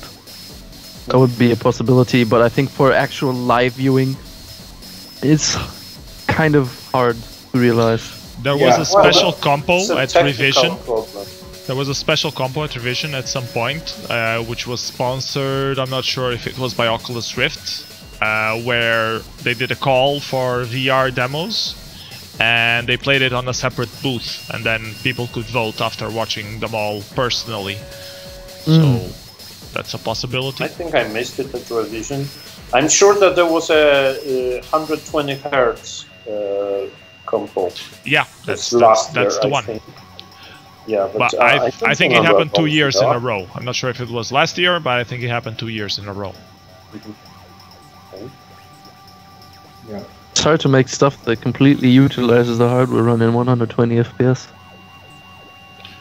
Well, most of the things were just new versions of old demos, and I really didn't see any positive about it. It was just more smooth, but, you know, yeah, exactly. Nothing special for me. VR is more, it gives you a more, well, impressions, yeah, and feelings when you watch it at 120. Person in the chat is asking about, well, the concept of having several people on the same place, everyone with VR helmets and doing like, not massive, but large audiences with VR stuff. That's an idea that's been going around, and it's quite interesting. And also I've heard this idea of people all sitting in the cinema, all with helmets, and they watch virtual stuff, but from that exact point of view. So they all have a different perspective. There are a lot of interesting things you could do. Yeah. I think this is going to happen. We just need to wait till the hardware is affordable enough. Yeah. So I'm actually 2025 maybe. I'm actually preparing to do some kind of live VJing because the editor we're doing is capable of actually like live, like I can edit stuff live. It's compiled live, so I could actually do live VJ sets. In room scale VR, and it's something I'm gonna try next year, I hope. It's gonna be interesting to see. I just have a fear that it's not gonna like exceed the popularity or the size of like a niche category in the demo scene. Unfortunately, I hope I'm gonna be proven wrong, but I think it's gonna have the same fate as 3D demos did. A while back. VR? No, I haven't. Unfortunately, that's the thing. You shouldn't be saying anything before you try it. A lot of people I've given the helmet to, and you know, before they said, nah, it doesn't work, and after that, a lot of people change their minds. Really. Yeah, but that's not what I said. I didn't judge the product. I just gave a projection for what's going to happen with the general interest. Because, like, of course it's gonna be amazing when I put on the helmet and see it for myself, but getting that sort of flame of interest across to 300 people at the same time who are voting for your production, probably not gonna happen. To put it on 300 people one by one, that they may be, you know, interested. How much is a helmet nowadays? It's like 800 euros. It's going lower. I think they are just doing a summer discount now for like 300-400. That's not so bad. But, well, yeah, it's kind of expensive anyway. But let's wait like 5-10 years and we'll see. Okay, so right now we're watching a demo that is not made by Feather, but it's one of his favorites apparently. It's Noon, Stars of the World. So why was this demo so impactful for you back then, Antti? This was summer 1995, my first assembly party. As a graphic designer or like graphician, really love the colors, everything. very nice. Must have seen this billion times at the time. Because it's a very strange palette. It reminds a little bit of Commodore 64. It's like so limited in different kind of colors, but it works. It works very well. Yeah. Okay, so other topics we could talk about. Regarding graphicians in the demo scene. You're a graphician. There aren't that many graphicians around. What advices do you have for new people who are graphicians? Why should they join the demo scene? Why is it interesting? Or how can you become a better graphician if you're just, you know, a programmer or a new kid who doesn't know what to do with his life or with his free time? Well, there's now some really cool stuff happening. Like I'm using more and more like 3D graphics in my demos because there's a lot more of it available thanks to websites like Sketchfab and other ones. There's like a huge amount of 3D objects suddenly, and a lot of them are downloadable and Creative Commons. So what I've been doing is I've been just like kind of getting to know 3D artists through those kind of channels, and I found a lot of people who are interested, or they at least they don't mind giving up their objects for me to use.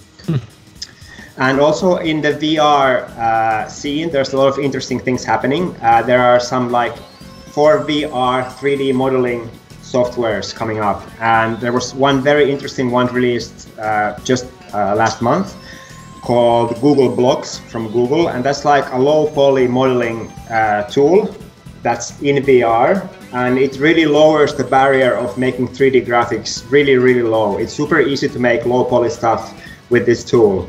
And for example, in my new demo, I've done a lot of the 3D objects myself for the first time because I've been able to do it thanks to this new tool. So I would really look into those. Is this something that like a person with a sculpture background could use to make something useful, or? Well, I think this is even easier than that. I think this is like, I think my 5-year-old could probably do something. It's so intuitive.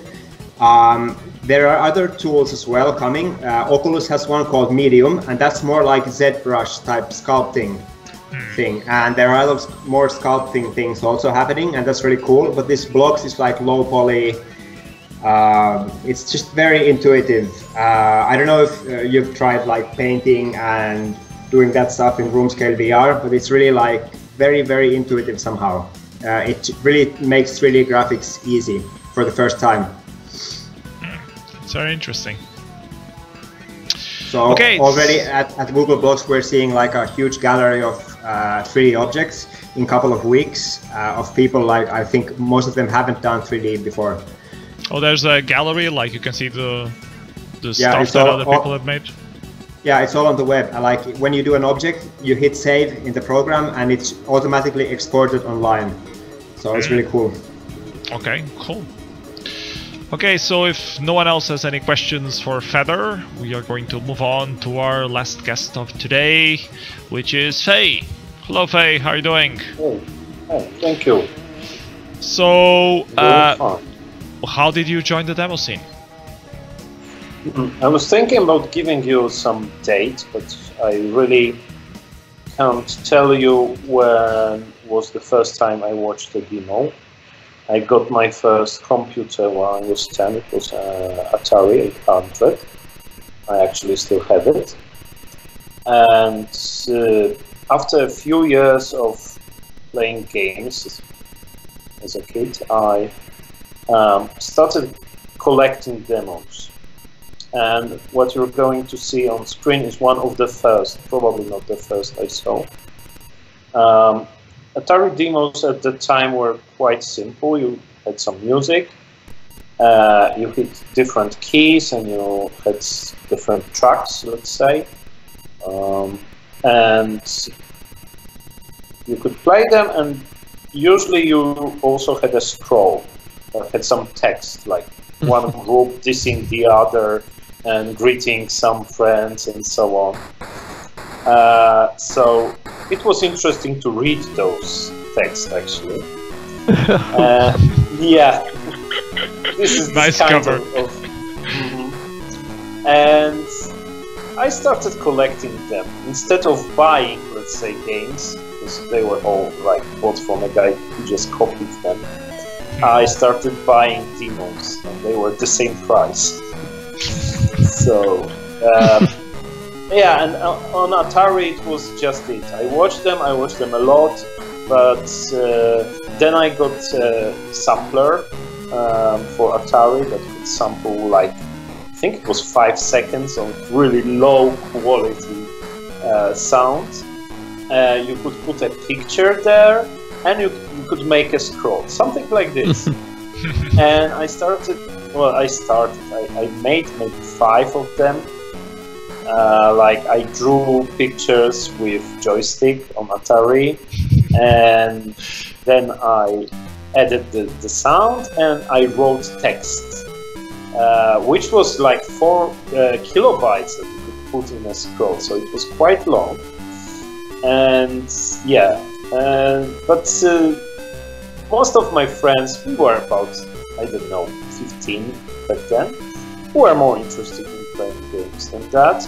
And the people who made those demos were far, far away, somewhere at the coastline, so like 500 kilometers away, and you know, you couldn't even imagine meeting them. So that stopped. Then I got an Amiga, and after also like maybe it was shorter time, like a few months of playing games, I thought, hey, it has so great graphics, so incredible music. There must be some demos for me. Yeah, and I found them. That was 1994, I think, or maybe no, 1992. And my friend brought me some magazines, you know, floppy disk magazine zines. Yeah? And then I started reading them. And because I'm not a very technical guy, let's say, I was drawn into this community of people that created Polish Demoscene at the time. So what was your first demo party? My first demo party was 1996. It was called Staszic Compo. It was a small, mostly PC, I think, demo party in Warsaw. I went there with people that I already knew in the scene from my region, and yeah, we had, and then I met a lot of people, and I also started organizing events at the same year. 1996 was the first time I helped to organize the first event in my town.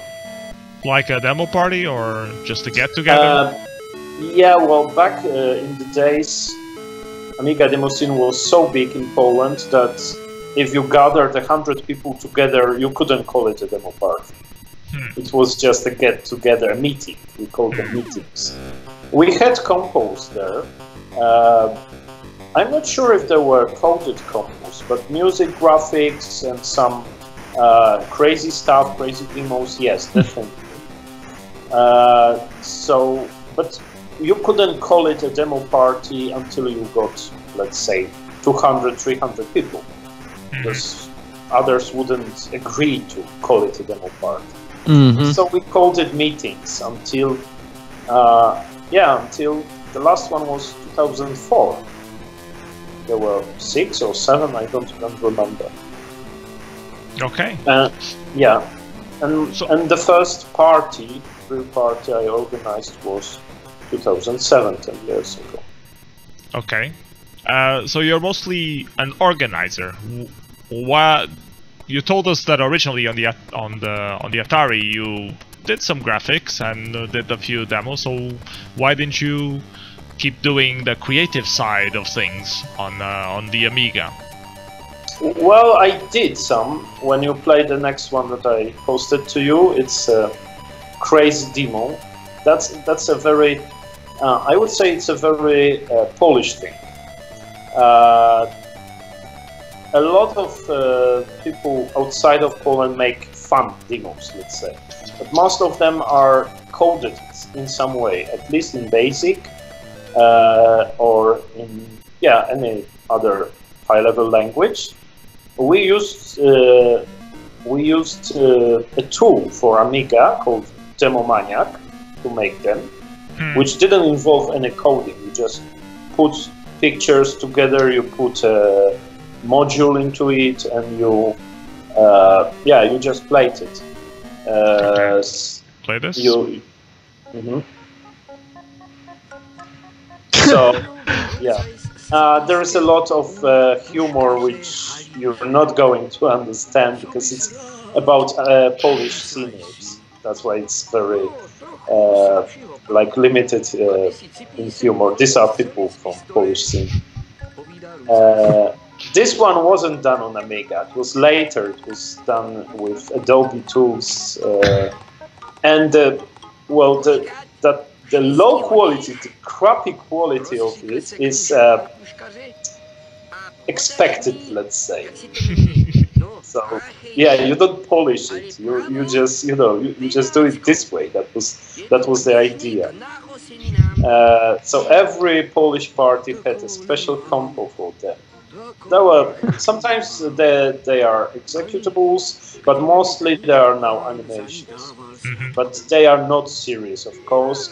They include a lot of profanity, laughing at other people you know. That's why you can't find it on the internet very easily. This is one of the lightest, I would say. It just makes fun of friends. By the way, it's a Czech cartoon. It's not in Polish. The Polish subtitles mean something completely different and are about the Polish scene. Okay. So these are organizers of the biggest party back then that it was played at, and the problems they have with organizing the party, the theme of it. So it's very limited to our people who know what's going on. And I made, I don't know, 30 of those, so alone with friends, so but I wouldn't show most of them to anybody abroad. Some people could be offended. Okay. So you still organize stuff nowadays? Yeah. Our river wash is in a month's time, and we are already deep into a lot of stuff that has to be done before the party. So tell us a little bit about the current demo scene in Poland. Like how many parties do you have? How many people show up? Do you have any foreigners attending? That kind of stuff. We have quite a lot of parties for the, let's say, volume of our scene, because there are, our party is one of the two biggest. Last year we had about 180 people. That's pretty good. There's another party which is maybe sometimes bigger, maybe sometimes smaller. It's still a venture. It's an Atari party. There are a few Atari parties in Poland.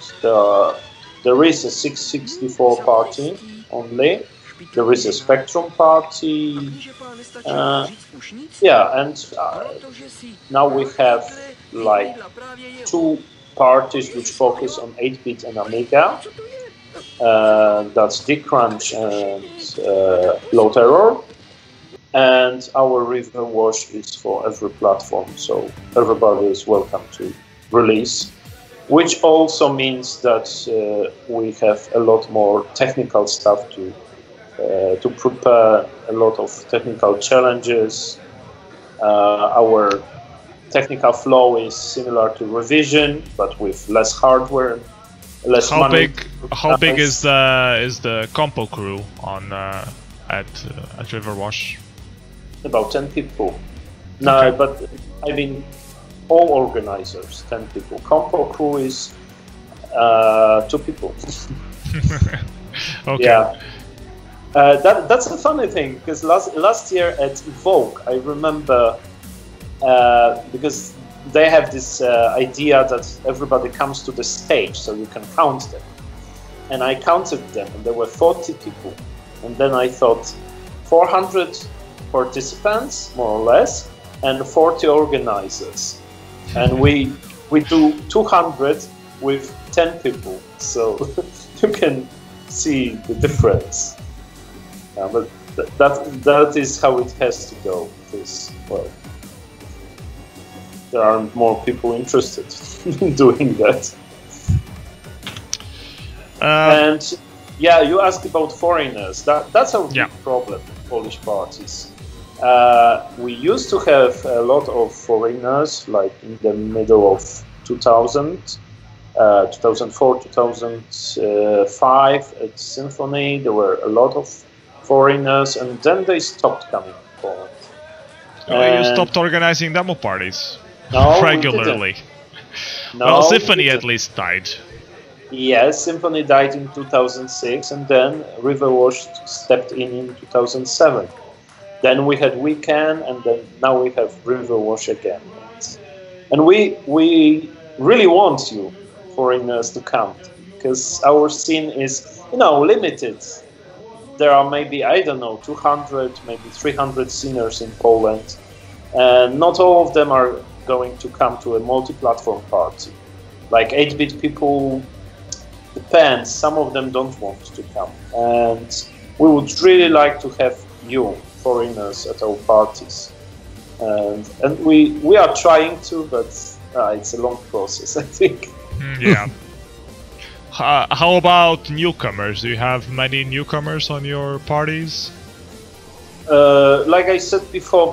Yeah, you were telling during the pre-show that you did the special program. Could you please repeat that? We did. I prepared and organized and went to a lot of shows, events to show demos. And last year at Riverwash we had free entrance for newcomers. So 40 people came. Yeah, that's pretty good. Yeah, we hope that some of them come this year when they have to pay now. We'll see. Yeah. Unfortunately, we don't have many newcomers that, come to a party and release. Actually, those guys who made this demo, the group is well established in Poland, but the two guys that made this demo came to the party. I don't know if they came the first time, but they released the demo the first time and they won. So I think that it was a big boost for them. They were really happy and they didn't believe that they won. So it was really nice. I'm thinking maybe we should be more careful at demo parties to have not just newcomers there, but ways to get them started, so it's not as threatening to do a demo. I think at Revision they do some stuff like that. They have the mentorship program, they give some workshops, and maybe that's something that we should have on all demo parties at some level. At local demo parties, I guess it happens just through word of mouth. You see a new guy, you go up to them and ask him, okay, I haven't seen you before, you're here, what are you interested on? And people somehow guide each other that way. But I guess after you have 100 visitors, something like that, you should maybe try to do something more organized. I don't know, that's just an idea I had. What are your guys' opinions on that? I've seen in Finland, for example, at Alt Party, a party which they used to have, they had like my first demo category even. And it was pretty good at that time. A lot of people, I think a lot more people tried that year, like newcomers, so definitely a good idea. RC55 is saying that at Nova they had a shader workshop. And yeah, most demos nowadays have shaders in it. So shader is a good way if you're starting to learn programming, learning shader code. That's a nice way to get started. Yeah, or just using engines, I would say, like Unity, Unreal Engine, or ours, Visor, or whatever. Good way for myself, designy people who may not be programmers to do some demos. Yeah. I think that now the fact that retro computing is so popular is a good catch. So you can get people into let's say, programming or making any stuff for parties through that. And we've had some seminars at Riverwash and other Polish parties for Amiga, for example, Amiga 500. We had it last year. For C64, we have a guy who coded a great monitor tool for C64. It's really, really awesome, and it really helps with making C64 demos. So yeah, we are trying to do that, to show people that they can get into Demoscene somehow. Not only, you know, socializing, but also doing stuff. So yeah, I think it's a good way. It's very slow and doesn't give many results immediately, but there's no other way than to try. I see somebody asked about the stream. Is it the stream from Riverwash? No, it's not a stream. We don't do a stream. This is our idea that you should come to a party. That's for all those people who don't. So everything is put on the internet after the party. You can watch it after, not during. If you are not there, you should know that you are missing something. But you don't have the stream at all, or you just didn't have the bandwidth? No, we don't. Well, we don't, but this year and last year. But you know, you can organize some stuff like internet connection for that, but we don't want to. Not in the last 2 years. We don't. We feel that okay, if you miss the party, you can watch everything afterwards. But well, what if you want to submit remotely and want to see the thing showing live? Of course, you can do that, but you will watch it a week later, a month later. I mean, the release is okay next day, but if you want to feel the atmosphere of the party, the media materials are coming. It's a good thing in this video is that you see the reaction of the audience at the same time, which on most live streams you don't have. So this is a really good idea. Edited by our friend, and she spent a lot of time doing that, especially the concerts, because you know this is just two pictures together. The concerts are dynamic, and she really put a lot of effort into it. And we're going to do the same this year. So if you are not coming, which I recommend, you can watch it afterwards. Do you have do you have a proper cameras there, or is this just using low quality equipment? Has a lot of equipment because she runs a very popular video blog in Poland. So okay, cool. Yeah, she has some sponsors like Patronite, and she buys stuff from the money that people give her, and then she puts a lot of work into putting that together. And she's also a singer, so she spares some time for that too. Very cool. Okay, I'm out of topics to ask you. I wanted to ask you about Demontage, because you stopped making Demontage when I announced the second season of Mystery Demoscene Theater. So am I killing your show? What's up with that? No, you're not killing my show. I think that we have plenty of space for that kind of let's say activity. I had some technical problems at the beginning of this year. It was stupid, but my internet provider had like 3 months to. They spent 3 months fixing my internet, so it couldn't really uphold a stream. Then it got better. I had a few shows, and then I had some hardware problems with my PC. And yeah, the last show was terrible because the frame rate was really low. I fixed that. Yeah, now it's holidays. People don't want. The biggest problem I have is getting people online to talk. And even bigger problem is to get them to talk in English, because they are afraid. And that's stupid. I mean, are you focused on? You mostly had Polish people on, and now you're trying to get more foreigner people on. Or are you aiming for Polish people speaking English, or are you trying to get other foreigners to come into your show and do the show in English? Yeah, of course, I welcome foreigners. I think Polish people talking English might be harder to get than actual foreigners to participate. But I don't know. You tell me what's your experience. Well, I had some foreigners on the show. Well, when we do a show with foreigners, it's in English, and when there are only Polish people, they prefer Polish, and it's difficult to convince them to talk in English. So, yeah, but the most difficult thing is to find, singers are mostly introvert people. Yeah, I think that's very true. And I've asked a lot of people personally to come and talk, and some of them said openly, no, never, I'm not going to be in front of your camera, even though it's just an internet camera. No, I can write things, but I'm never going out. And well, so.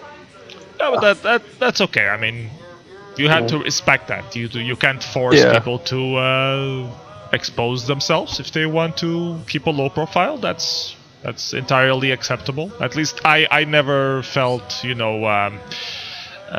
somehow insulted or neglected by people telling me that no, I don't want to be on your show. I mean, I completely understand. It's a very personal thing. I have some like professional experience with that, and I know that it's not easy to open yourself up if you are this kind of person. Yeah. So just need to. So if I return with my, let's say, vlog, it's going to be after Riverwash and a few parties that I have to go to because I promised people. And so, late autumn, probably, if I find people to talk. I think we will have a lot of parties to discuss. So they will come. So maybe you can even do it with regulars, because I mean, there are a lot of podcasts and video shows where they're just two regular people, and then sometimes they have one guest or two guests, and you just talk about the new things that have been happening, and you gather a small crowd of people who always show up. So, I mean, that can work as well. You don't need to have guests all the time for the show to still make sense, in my opinion, at least. Yeah. Actually, there are some people who would want to be on every show, maybe even. And sometimes I tell them, you have to wait because we need some other faces on. We need rotation. Yeah, we need rotation. And I think I needed a break, and now I'm really busy with the party. It's every day, almost every day, I have to spend time on it. Fortunately, it's holidays for me now, so I work at home only, and normally I wouldn't be able to do that during my normal professional year. So yeah. Okay, so people in the chat, do you have any last questions for any of our guests? Or does any of our guests have any questions for any other of our guests? I have a question for you, Fei. After 20 years, how can you still motivate yourself to organize stuff? I would have it up to here by then. Well, I think the secret is to take breaks. Yeah. I took a break when I was finishing my studies, and then at some point I was so fed up with organizing, which in my case is mostly yelling at other people, because I'm this person who has to do that, really. You graphician, you lazy bastard, you have to do this, this slide, and you promised me to code the web page 2 months ago, and you promised this, and I'm the bad guy, I'm the bad policeman. And sometimes I'm really fed up with it, so I took like 2 breaks, and I will take another break, maybe next year, not this year. After 10 parties, I'm definitely taking a break. Yeah, you take a break and then you start missing something in your life, right? Just going to work, maybe. It's not true. I have other hobbies, but yeah, you start missing something. And I would mostly miss people, I think. People, because sceners are very special. They are introvert, but they are also mostly very intelligent people, and they have a lot of ideas and all this art that we make, but we don't like, I would say, we don't brag about it so much. It's not this rotten word of art, I would say, that, artists that are self-indulgent and so on. I like it that it's so free, and we don't have to pretend to be anything. We just do it, and that's great. That's very unique. I think. Very unique. I talked to some guys who take Demoscene from the social perspective, like philosophers, and they research the scene, write papers about us. Really, that's interesting. And guy who's is this a Polish guy, or is that study available in English? I know that there are people in Finland who do that. That's in Finnish. Yeah, but there are also people in Poland who do that, and I talked to those people, and one guy told me something very interesting, that there are maybe 3 art communities that follow the same ideas as we do. Demoscene, there are some people doing some e-books, but artistic e-books, and he mentioned some other community. Like e-books, like zines? I don't even know that there are some art e-books. I didn't ask about details, but something that I've never heard of. I had never heard of before. Okay. And what was the third scene? I can't remember that. But I think he said some animes in Japan. So also, but not the stuff that you can watch here. So, and he said that we share some ideas with them, and the rest is different. So, yeah, we are still very different, I would say. Different for sure. I don't know, what else can we talk about? Does anyone have any specific topic you would like us to discuss? Maybe you would like to know something about Polish parties. Yeah, this is a great opportunity to ask a trained professional, a seasoned professional. Can I just throw in something real quick?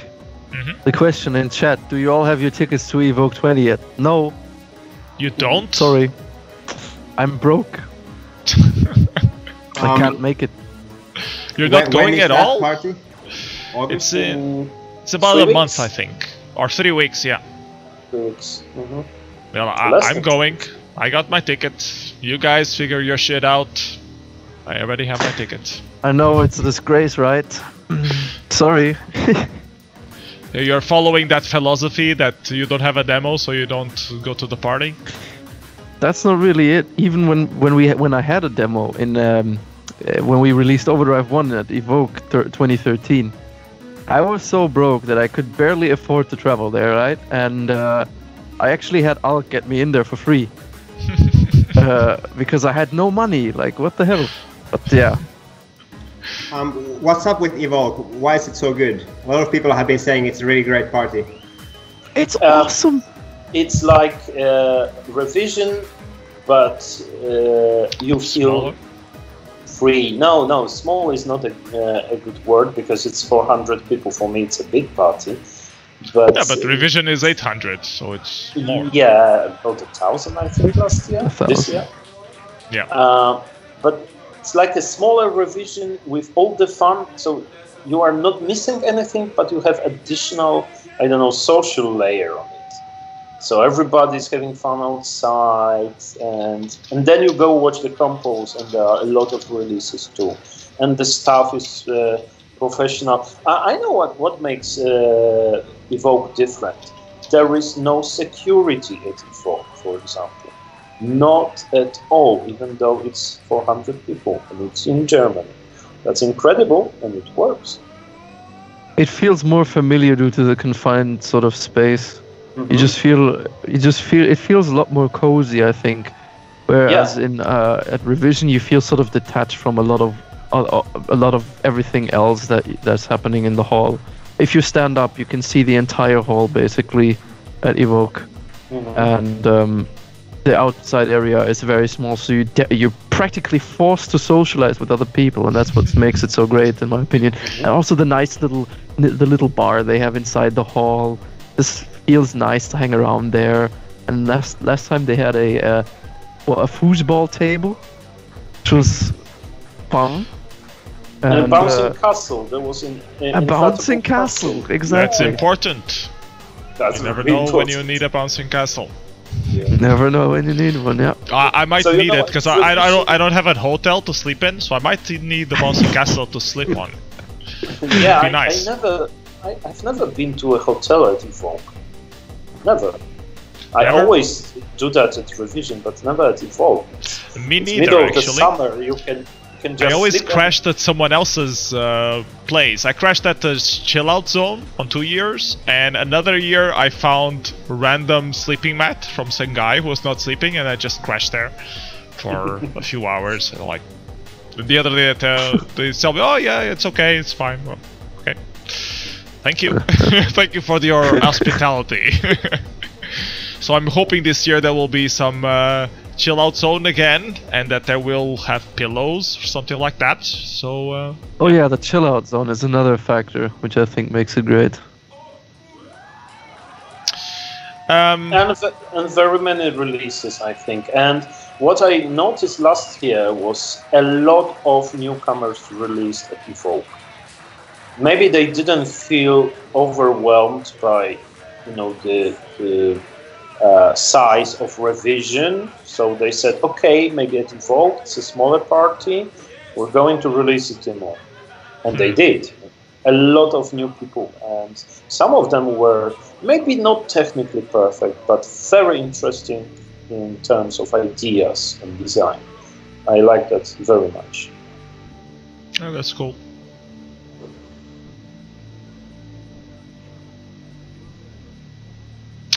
Okay, if no one else has any questions or any topics, I guess we can either 1, watch the best demos ever, or 2, watch some recent demos that just came out recently. Before you were showing some demo, which I saw a couple of seconds, and was from Cocoon, some really amazing looking demo. Was it like a new one? Yeah, I will play it now. It's called Shunting Yard. It was released at Solskogen, I think. Okay, I didn't see that. It looks very sick, like the last part I saw. Yep. Cocoon have been doing really great stuff this last couple of years. Yeah, great for rendering. For sure. Yeah. I heard that their engine is the best, and I heard it from many coders. They have a tool as well. If you check out NTSC's YouTube channel, he has some videos where you see him playing around with the tool. Okay, what kind of tool?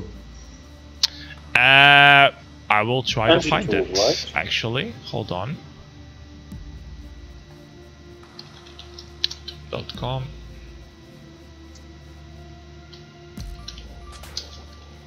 Yeah, these guys who are like most active, who are releasing a lot of stuff, start to have like their own tools, and that's how they're kind of able to keep up this pace and getting better and better. I think I only know 2 or 3 coders who don't have a tool. So that's most of them. Okay, I'm gonna Make play it. a demo next, which will be the tool.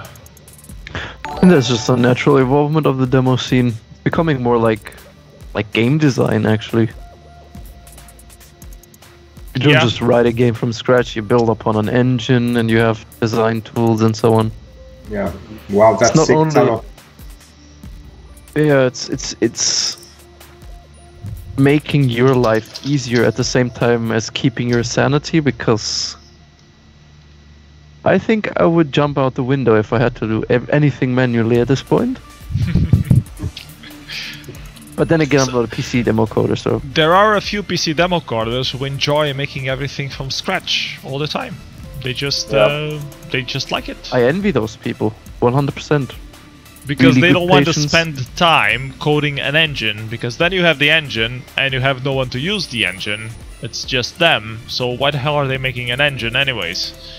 At least that's the argument I've been hearing a lot from some PC coders. Others actually enjoy, but the people who actually usually do an engine, they usually have a graphician who uses the engine, or at least beta tests it regularly, tries to do stuff with it.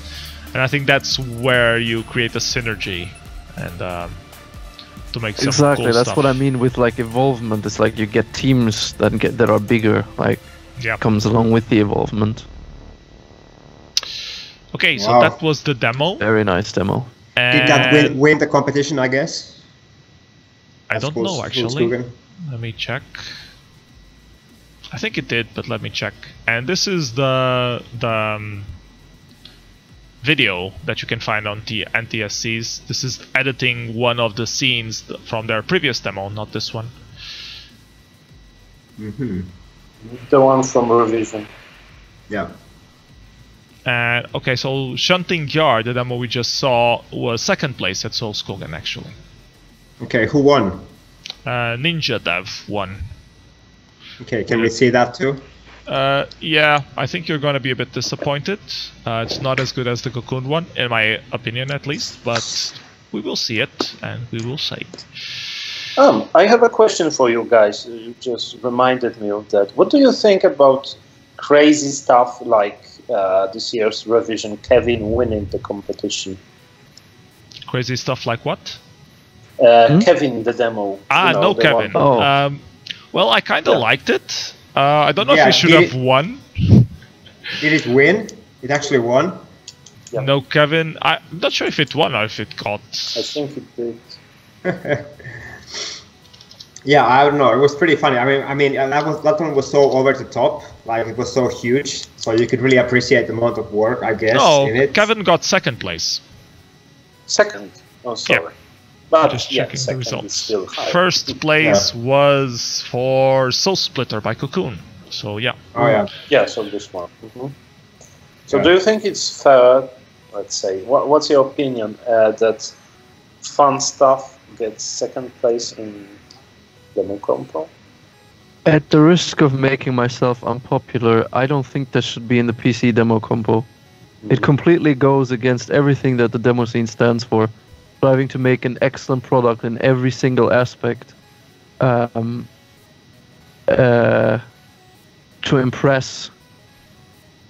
express the technical capabilities of the machine and the coder coding for it, and the graphicians and the musicians, all creating together a perfect synergy of what a demo should look like.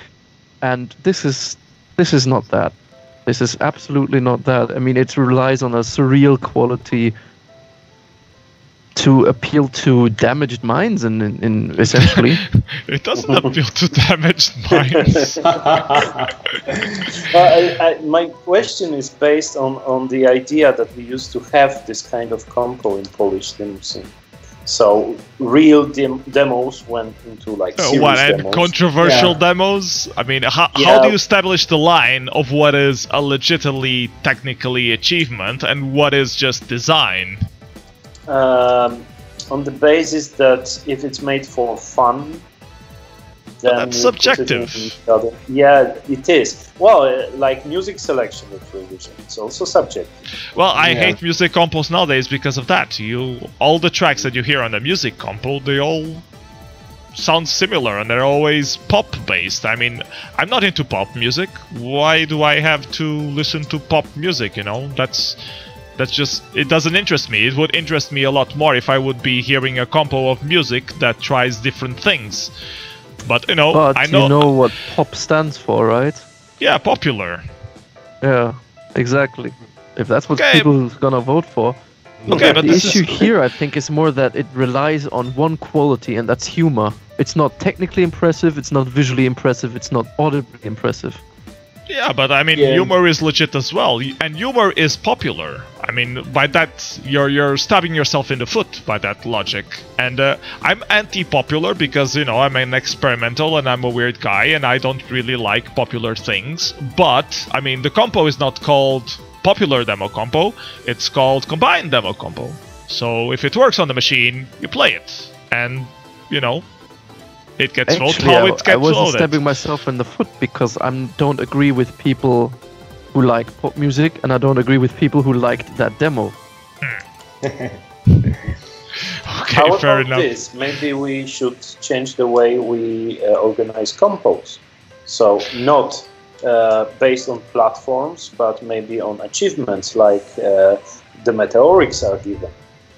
For I like that technical concept, quality, and this is a discussion for, that's been happening since 2000. I remember when that demo by Halcyon came out, the one that was Chimera, that was red and black. There was this huge discussion of if the demo is not technically achieving anything, it just shouldn't be shown. But some people wanted to be shown. They like those kind of stuff. And there came an idea that you shouldn't be having a ranking. I mean, if you like to compete for popularity, sure, have a ranking, public voting for that. But at the end of the day, most people just want their demo to be shown so that other people can experience it. And they don't care what result they have. So they are forced to put it on the compo because that's the only thing available. And we actually had a few demos where we just said, okay, this doesn't fit the rules of the compo, just play this at the party on the big screen because we want to have it on the big screen. And the organizers said fine, and they played it. We have a minimal artifact demo that we did with Cosmo Plovsy that was just that. It was like 10 minutes, long as fuck, totally experimental, ambient stuff. And we figured, okay, this is gonna get booed and cut halfway through the compo. Let's just play it in between stuff when there's nothing happening, you know. Put a screen up on the big screen, says, okay, this is a 10-minute demo by this group. You might not like it. If you don't, this is the perfect time to, you know, put on your headphones, go take a piss, go grab a beer. And I like that concept. I would go for that, and you know, give special awards, like Fei was saying, to you know the most technically achievement demo. These are a jury would say, these are the top 3 that have been released on this party that we think are best, and this one got the special award. I think that would be an interesting thing, but you know, you would have to have organizers pick that up, and I think, and you would have a lot of naysayers that saying that the spirit of the demo scene is to compete, because there are quite a few people who believe that's the true demo scene, and that's fair, you know. That's for me, it's a bit different. I think, like being a graphician, for me, it was more important what music and graphics you had. Like coding was the least important of the 3 for me. So I was always into like weird graphics, even if there's no technical interesting things. So I was really into that kind of stuff myself,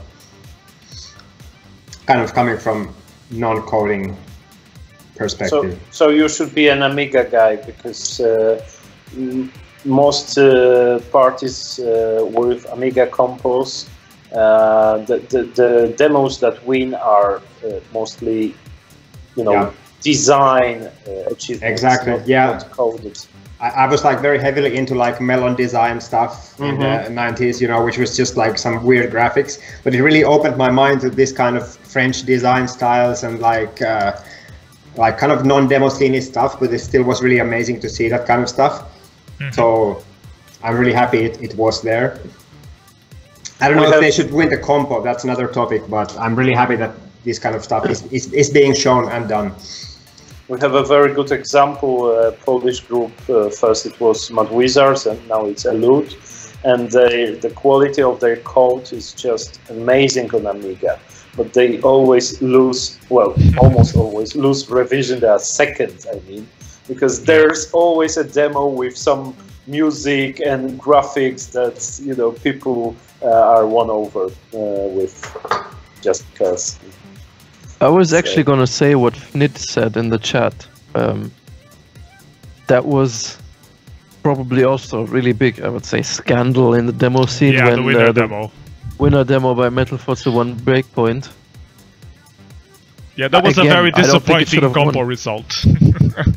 I remember that. I was at that. Apparently the issue. Go on. Sorry. Go on. Apparently the issue back then was that the Breakpoint PC demo. I wasn't around in the scene back then, so I don't know. The Breakpoint PC demo compos in the first couple of years were not really full of aesthetically pleasing entries. So I don't know. I was at this party when Winner Demo got released, and the compo ran so late, and most of the demos were crap, that the only one that really stood out was Winner Demo, because it was just silly and stupid. So that was the conclusion that people made, that's why people voted for that, because it was the one that stood out the most. All the other demos were average. They weren't bad necessarily, well, some were bad, but but there wasn't like a clear winner, technical achievement or design or whatever. They were all and people were already falling asleep, so this is the one that was most memorable. So in the way that was properly represented in the votes, it just, when you think about the end result of it, you're saying that a demo made for fun is better than all the demos, and then you get shitloads of arguments back and forth. And at the time it was a big scandal, yeah, and it became a joke. But you brought up a couple of interesting points here, and I don't think any of these issues applied to the revision. I think revision demo compo was full of at least decent entries this time, and it didn't run late, and people were eager to see it, and the crowd was huge. So yeah. I think people should have had sane minds. Why this one, nobody knows. At least I don't. Well, because you didn't like it. Let me just say one thing. If I was a graphician or musician or a coder who worked on any of the products that ranked below the Kevin thing, I would have smashed something. I would have been so furious, let me tell you. Well, you clearly didn't like the demo, so that's probably why you're so biased against it. Have won. It got second place, it didn't win, okay. But even that... It shouldn't have gotten second place. Yeah, but I agree with you that some demos below it were better, but in terms of shock value and being different out of the box, it clearly stood out. So in that aspect, I like No Kevin. I don't know if it should have ranked second. I probably wouldn't have voted it, even in top 3, even on top 5. Probably wouldn't, but I think it's a funny demo, because also a bit because of the effect that it caused on the scene, of the shock that it was for some people. So in that aspect, I liked it. It should have gone into the Wild competition, and then it would have legitimately won, because that's what Wild is for, in my opinion. So who actually did that demo? It was some famous sceners, but in Space another Pigs. name. So JCO, JCO, Parallax. Just old school people taking the piss, makes sense. By the way, JCO, if you watch this ever, I'm sorry for shit talking you, but I just had to get it up.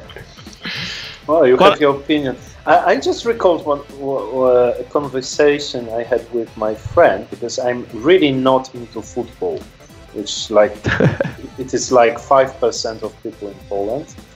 And once I asked him, why do you watch this crap? It's either random stuff going on, so it's not always the best wins, or it's cheating and everything. It's not fair. And he said, that's why I watch it. So maybe that's the answer. In the old parties, like in the early 90s, I think like vote cheating and that kind of stuff was really a big part of the whole fun. And everybody was doing it, and I can tell you a funny story. We were talking about it in the montage, about vote cheating, and I mentioned a name of a group that did it in the past, or I thought that I was right about the party and people who did it. And I got a call at 3 in the morning from a guy who happened to watch it at that particular moment at 3 in the morning. And he got so angry, he wasn't even he wasn't sober at the time. He was so angry that he called me at 3 in the morning to tell me that I'm a liar. They never cheat voted. Yeah, that was the most feedback I had from my show. Did you have to, on the next show, you will have to have a segment where you apologize in public, otherwise he's gonna sue you for defamation. I think this guy doesn't want everybody to know what he did at 3 in the morning. So I'm going to keep it like a story for a drinking table. There is this very famous demo from Farbroush where they won a competition with a demo that doesn't exist. They just hacked the voting compo system, created a demo, and then won and got on stage and asked the guys if anyone actually remembered the demo, because they don't remember making it. And yeah, it was a joke taken a little too far. I think they returned the money and stuff, but if you check the I don't remember what party it was. Maybe it was the party or something like that in 2000, 2001. Maybe it was a smaller party. Maybe Ambience 2000. I don't remember. Anyways, it's a very interesting story on. Wasn't there also like at Evoke 2008, Robis Yarik won the demo combo or something? That also happened, and I tell you what, I participated in that combo and I got second. Nice, man. How did you feel? Who collected the prize? I felt a mix of of being screwed over, and at the same time I like Robis Yarik, so I was a bit but okay. But I mean, the demo we did was a noise experimental demo, so I wasn't expecting it to place high, but the compo had so little entries that I kind of assumed that we were going to win. I know. Well, Robis Yarik won. Actually, let me check the results of that one. I don't want to be lying. What happened? Like, who entered it and who collected the prize after that? Usually, people who enter it just call they are a random demo scener from something. So entering it is quite easy. It became hard to run because the resolution was so low that some projectors didn't handle. So they had to do a special version of the demo. Yeah, so they actually entered. This was like a 64K remake of Robis Yarik, actually. And yeah, we got second place. Robis Yarik 64K got first place. Oh wait of the Death by Cosmoplov's Minimal Artifact got second place. Stroboholics got third place, and Oha by First Rain Noir got fourth place. Only 4 entries on the demo combo. Wow. So it was funny. In Demoscene. We need that, man. This is gonna be like a new gossip show. That would be great. Demoscene gossip. I think it would be overrun. Yeah, to run at least a bulletin with gossip. But then I got scared. It was a few weeks ago. Yeah. I think it would be overrun with Russian ZX Spectrum drama for sure. Yeah, because the Spectrum platform should be subdivided. So we can do a whole show just called Spectrum platform should be subdivided, and just do a whole show about that. Anyways, I think we should wrap this up. There's one last entry I want to show from this month, which is quite good. We just saw something from Minimal called Superfine, which was 4K, and on Nordlick got second place. And there's another entry from Nordlick, which is this, I believe, which got first place on the 4K compo. And this is a 4K, and the soundtrack is just ridiculous because it's 4K.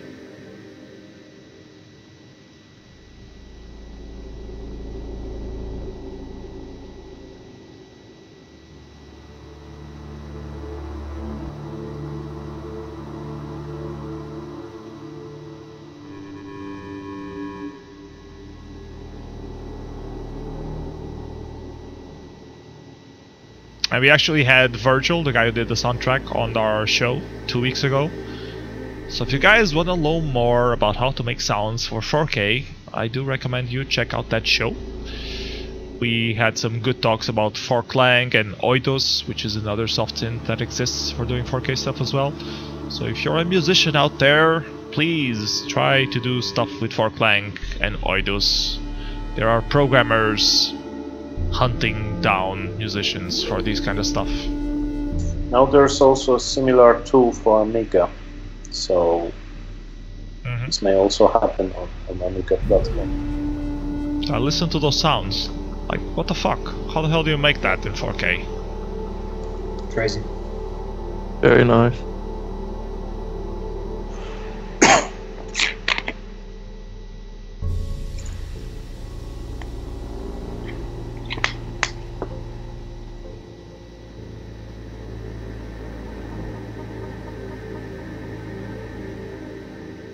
It relies a lot on like the reverb and the distance. I have no idea. I just know add the rest. It was like wind chimes kind of sound. I have no idea how to do this. I know a little bit about physical modeling, and I know a bit about sound production because I do some sound production, but I have no fucking clue how to do these sounds. Oh, very, very impressive.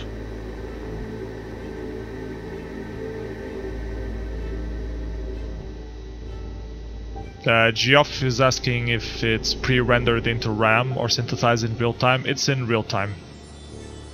Well, I asked the guys this question last show, and they told me it's the synths do it real time now. The Amatronic is saying exactly the opposite, that it's pre-rendered. But no, they were telling me that Forklang plays it in real time.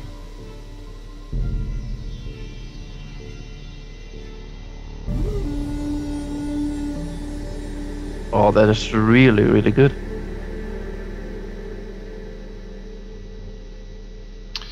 Some some top shit right there. For sure. Definitely. Okay, so that's all the time we have for tonight's show. Thank you everyone for watching. Next show will be in 2 weeks. I always been doing it every other week now. I think it's called a fortnight. I heard this expression the other day. Fortnight is every 2 weeks. So that's right. So this show is fortnightly. So every other Wednesday we will have a new Mystery Demoscene Theater 9000. If you guys have any recommendations for guests you would like to have on the show, please let me know. Send me an email with the contact email of the person you want me to bother, and I will gladly try to bother them to have them on the show and talk some interesting stuff. I also have to do a quick mention to the Patreons that support me doing Mystery Demoscene Theater 9000, which are Punctured, Geoff, Paul Jan, and Jakub Pamulski. So thank you guys for supporting me. If anyone else wants to support Mystery Demoscene Theater, you can go to patreon.com/psenough, and for $1 you can support my endeavor to try to do a fortnightly demo show about the Demoscene stuff. So thank you also our guests, Org, Feather, and Fei. I think this was a great show. Thank you guys for showing up. And thank you everyone who watched on the chat and did some interesting questions and that kind of stuff. So see you everyone again next fortnight. Bye bye, take care. Bye. Good night. Ciao. Bye.